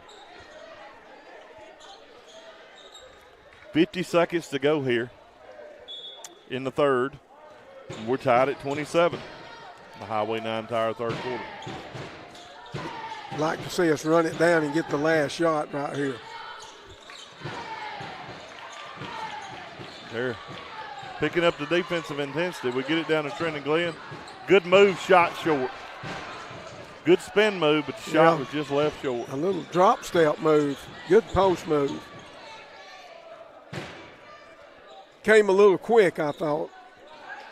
And the Aggies are looking to take the final shot here of the third. They're running it down probably around 8 seconds before they'll start. And, of course, C.J. Franklin with a basketball. Who else would you want with it, the way his game has went? Franklin looks to get a high ball screen. And his shot is partially deflected. Spear gets a rebound. Put back no good. Good rebound down there by number 12, K.J. Wilson. And we'll end the third. Knotted up at 27.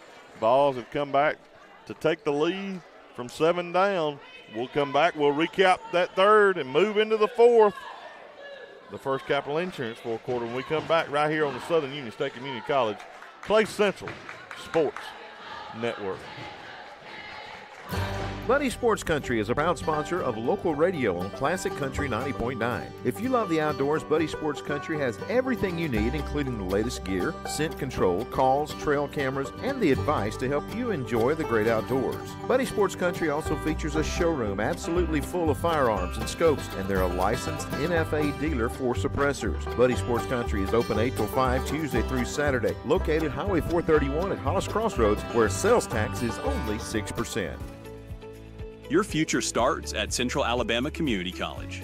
At CAC, you'll find affordable tuition, flexible class options, and programs that prepare you for careers in healthcare, technology, business, and more. Whether you're working toward a degree, training for a new job, or transferring to a 4-year university, CAC is here to help you succeed. Enroll today and take the first step towards your future with Central Alabama Community College. Visit cacc.edu to learn more. Fourth quarter action is brought to you by First Capital Insurance. Now, back to the action. They come out, open three, no good. They get another second chance, it's no good. And that's going to be a foul on Taylor Boyd, on C.J. Franklin on the rebound. Just a kind of an odd situation. He ended up under him, nothing he could do, but was a hard foul. But, Jeremy Carrick, you got some stats there from that third. Share those with us. Sylacauga not shooting very good, only 1 for 9 in that quarter. 6 rebounds and 5 turnovers, where the Vols only had 3 turnovers, 3 rebounds, and shooting 50%, 5 for 10. That's how we got, and we're tied at 27, 7:30 to go here in the game. We're in the First Capital Insurance fourth quarter. Aggies with a basketball. They look to get it down the Spear and turn it over. Taylor Boyd with a steal. As Jeremy said, only 1 field goal in that third quarter, only 4 points altogether for Sylacauga in that third quarter. And that's the reason we're knotted at 27 with 7:13 to go. Vols doing everything they need here in this game so far. They get it down to Glenn. Glenn missed a lay-in. Man alive. We got the ball down to him on a lob pass, and he turned around and he just missed it. I mean, nobody in front of him. I mean, just missed it. And we tried to force a pass somewhere. I don't know where. Well, we were going to the man on the block, but a defender slipped in between him and the man, took it away.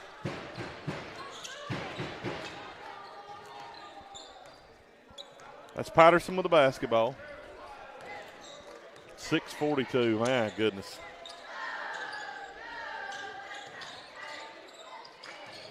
There's another turnover by the Aggies, and they're going to say, well, I guess we touched it. I think Caden Glenn touched it on the way by. Kind of gives them another possession here. C.J. Franklin will be inbounding. 6:34 to go. Coach, you think it could be another overtime game? There's a possibility of it. The way this one's went. Franklin from the corner. Franklin drives, kicks it back out to Patterson. Patterson over to O'Neal on the right wing. I'll say this, Sylacauga playing discipline. But I'm glad you said that. Yeah. they didn't. I didn't. That went through his hand. Oh, goodness.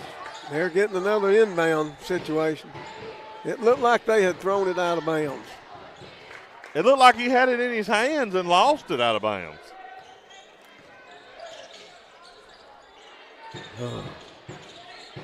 Here we'll go. We'll keep playing through it. 6 minutes to go. Franklin underneath and lays it up and in. Back in top. Franklin's been kind of quiet for a while. 29-27. That extra possession down there cost us a little. Down to Zion Ewell's eyes lay up and in, and we're tied. 29 all. Good back cut and into the basket. 5:37 to go.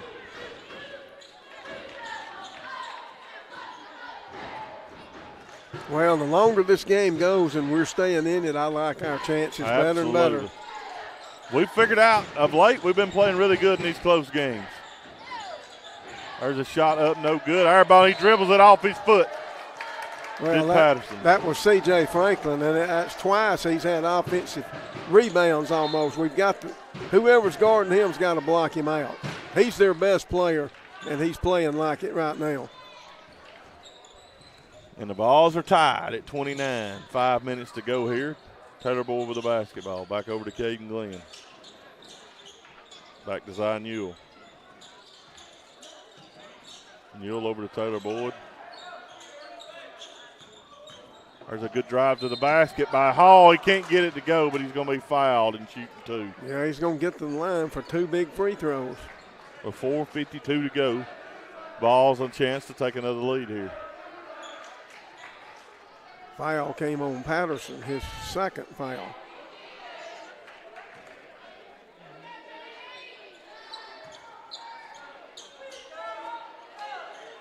Hall missed the first free throw.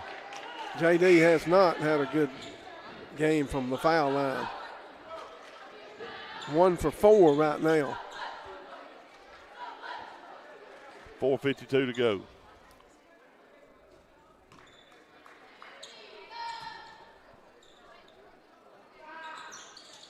And that one's no good. It fight for the ball, and Trenton Glenn comes out with it. Great effort by Glenn.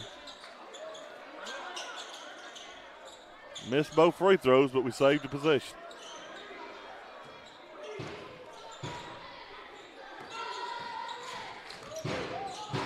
Oh, my goodness. Bad decision by Caden Glenn. He got in the air and didn't know what he wanted to do.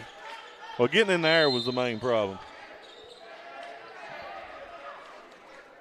Yeah, if you're going to leave your feet, you got to know what you're going to do with We're going to get a Poacher South timeout here by the Sylacauga bench. 4:34 to go, and we're tied at 29 here on the Southern Union State Community College Clay Central Sports Network from Radio Alabama Sports on Classic Country 90.9.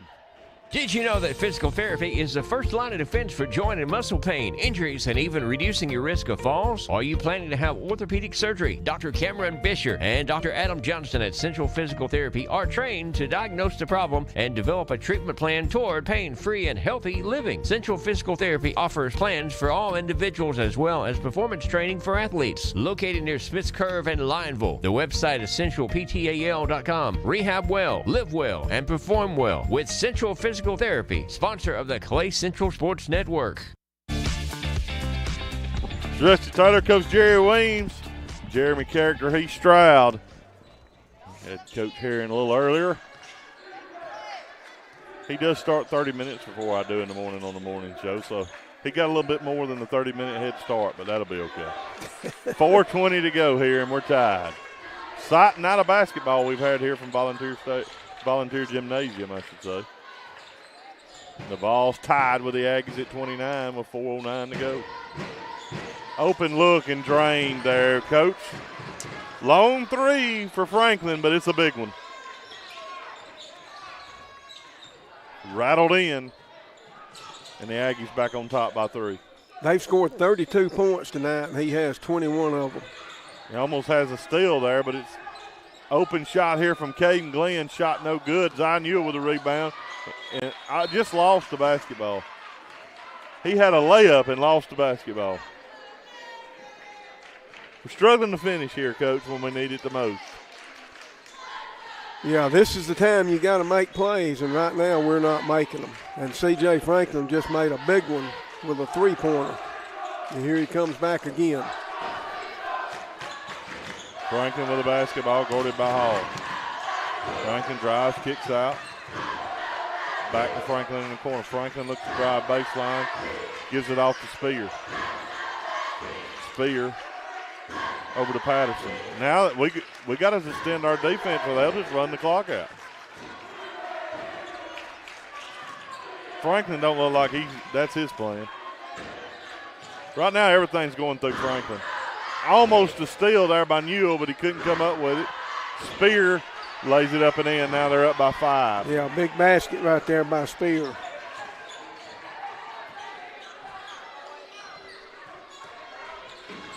$2:51 to go. Vols needing something, you feel like, on this possession.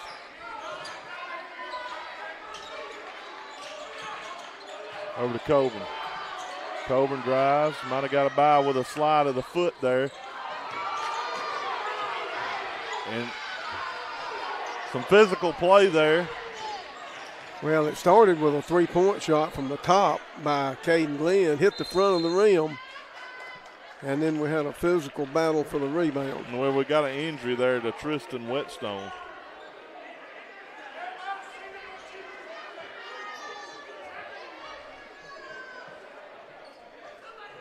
Yeah, they're putting a guy in that hadn't been in it the whole game, McMillan. We're going to stick right here with 2:22 to go. Vols trailing by 5. And it hadn't got away from us yet, Coach, but it's getting close if we don't do something about it. Yeah, we've got to make something happen. And we had some chances, but we didn't make the play when the opportunity was there. And right now they did. That's the difference. They made some shots. Still time, 2:22. Plenty of time. A lot of time in a basketball game. And they got the basketball.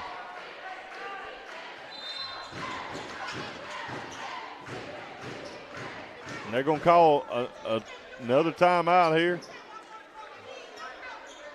Another 30-second timeout. Let's take this Poacher South timeout with them right here on the Southern Union State Community College Clay Central Sports Network. Discover the possibilities in Clay County, Alabama. This is Chance Jones of the Clay County EDC. Whether you're an established business looking to expand or an entrepreneur looking to start, the EDC invites you to turn your business dreams into a reality. Visit the newly renovated Economic Development Center just west of the square in Ashland, or call 256-276-9319 to find out more about the Clay County Economic Development Council, a proud sponsor of our local students on the Clay Central Sports Network. Clay County EDC and you. Let's grow A together. personal injury firm that takes tremendous pride in helping those at the most desperate times in their lives. Farr and Associates, sponsor of the Clay Central Sports Network video live stream, online at tfarlaw.com. Rusty Taylor, Coach Jerry Weems, Jeremy Character, Heath Stroud here for volunteer basketball. Vols trail by 5 with 2:20 to go, 34-29 to the Sylacauga Aggies in a game that could determine a lot. A ball win here would send it in a three-way tie for first place. And I guess it'll be a two-way tie if the Vols lose.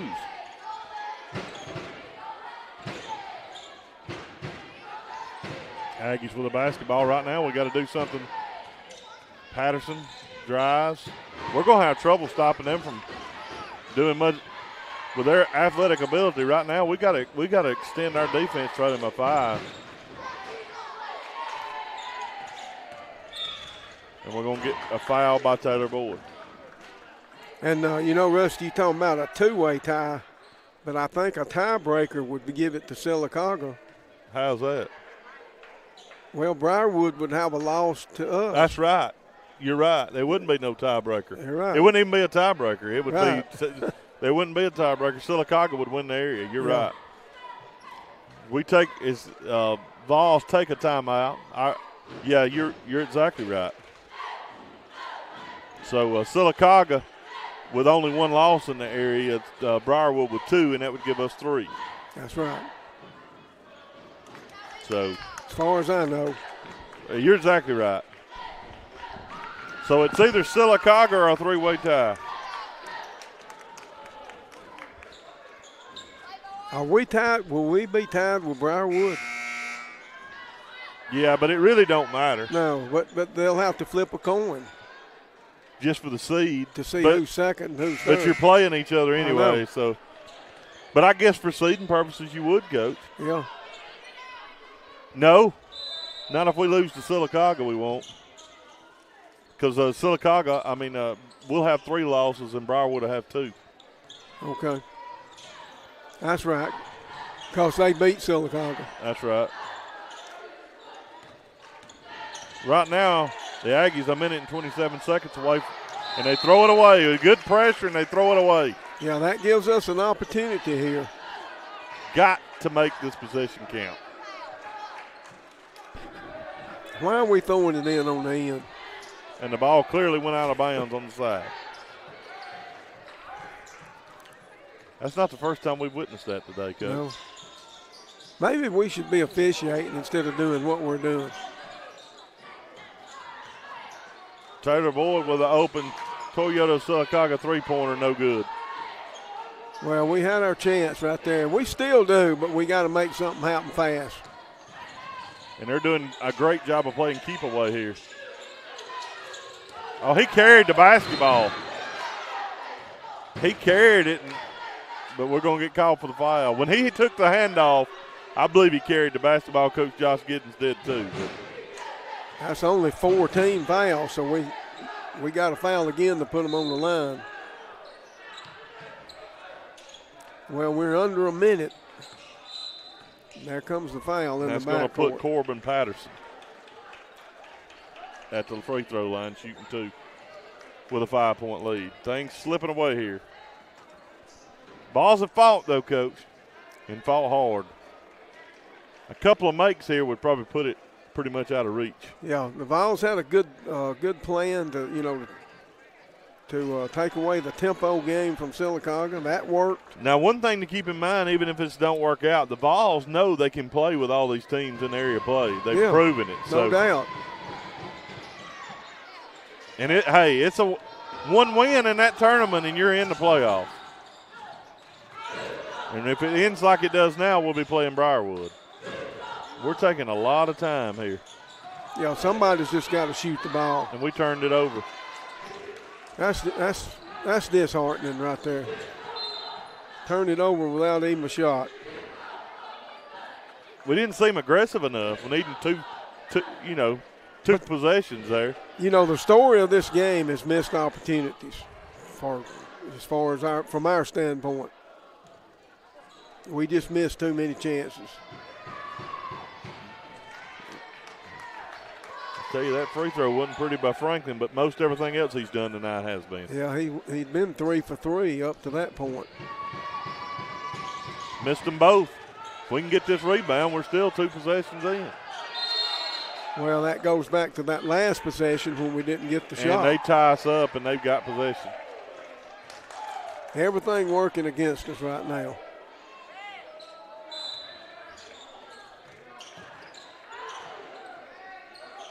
They get it inbounded there to Patterson, and we'll foul Patterson. He'll go to the line shooting 2.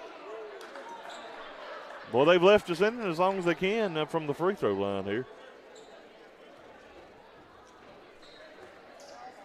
They left the door open for us, and we just couldn't get our way in. We missed another one.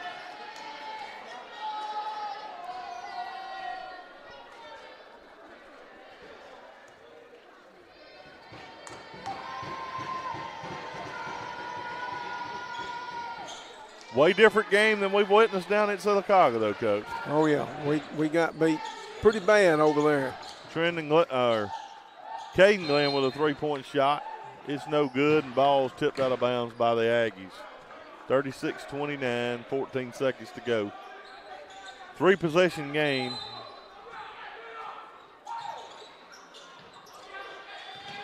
We almost throw it away on the inbound play. And what was Taylor doing? I have no idea. I think he thought it was going to be backcourt. But yeah, it wouldn't. You're right. That's what he thought.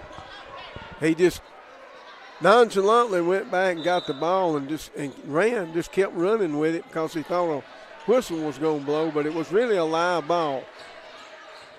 And it's going to end just like that.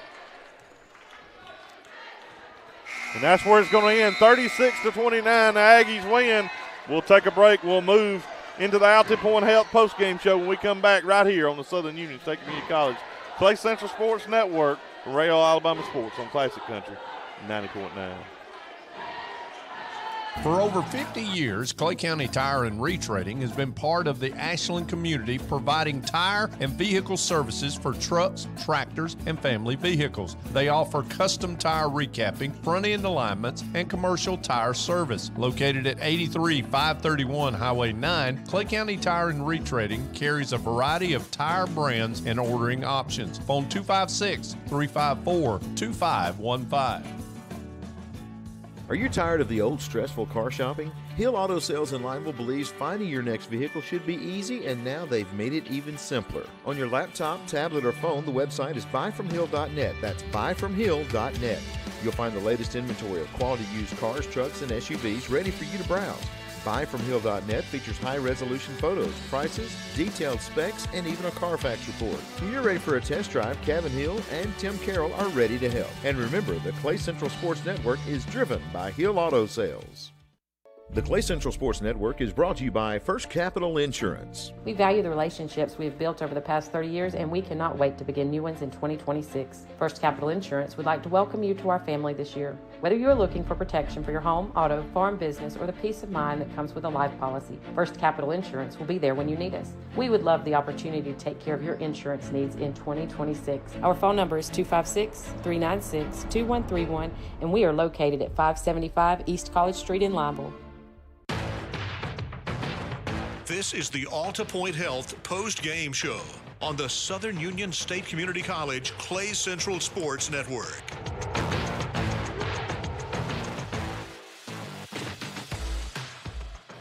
Rusty Tyler, Coach Jerry Weems, Jeremy Character, and Heath Stroud. Here's the Vols fall in a tough one there. Hard-fought game there. What was the final score, Coach? 36-29. 29. Jeremy Character's worked hard on some stats. Share some of the rebounding and other stats with us as we get ready to close this broadcast out. Well, looking at the Vols tonight, rebounding 18 versus 22 for Sylacauga. So, I mean, that's a key factor right there.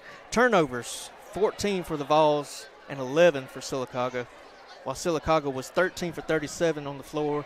The Vols also 13 for 39, but those threes from Sylacauga really put it in it. Absolutely. Hard-fought game. Coach, share some scoring stats with us from individual players. Okay, well, first of all, Rusty, we lost by 31 at Sylacauga. We lose by 7 tonight, so there's a drastic improvement in that area, and I think if we were to play them again, we would see something similar to tonight. But the Volunteers tonight, nobody in double figures. J.D. Hall had 9. He was the closest, and then Zion Ewell and Taylor Boyd with 5 each. Only one double-figure score for Sylacauga, and that was C.J. Franklin. He scored 21 of their 39 points. And by the way, only 4 players scored in this game for Sylacauga. C.J. Franklin certainly showed his maturity, his experience tonight, as he was the best player out there on the floor. Yeah, Coach, we look at it, and that'll mean we'll get some area information moving forward. I think our girls could end up in second as 2 seed, or boys is in a 3 seed. But either way, the 2 and a 3 play. The girls' tournament will be held in Briarwood. The boys' tournament will be held in Sylacauga. Those will be announced pretty soon, probably in the next day or so, when those matchups will be and what time they'll be. But our boys will be facing Briarwood in Sylacauga. We know that. Yeah, that's a fact. And that should be, looking at the positive side, if we play this Sylacauga team again, that means the boys have won and we're going to the playoffs, because it's a single elimination once you get to the area tournament. So, the Vols know they can beat Briarwood. They've done it. They did it here a couple weeks ago.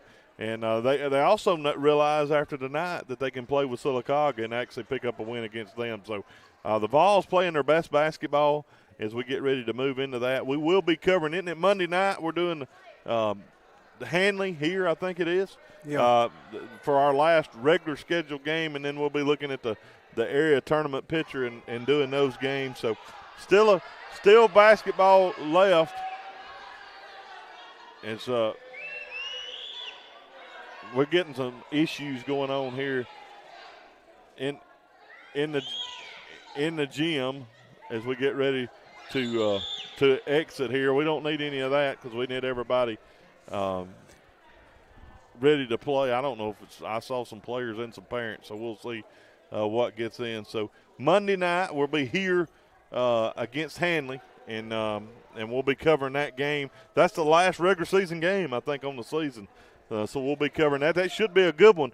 Some close games as they played them in the first game. So they played them in the first game of the year. Now they're going to play them in the last game of the year. That'll be interesting other than, in the regular season game. So you got anything else we get ready to close this thing out, Coach? Well, I just will say again, tonight was a night of missed opportunities for the Vols. We had several chances to make plays and stay in this game, and seemed like things were just kind of working against us out there tonight, and weren't falling into place. But maybe we'll have a good day the next time. Well, Coach, we appreciate Coach Chris Herring doing some stats there in the girls' game. Jeremy Character on stats in this boys' game. Heath Bone Stroud on the stream. Coach Weems on the color, and I'm Rusty Taylor. And until next time, God bless and go Vols.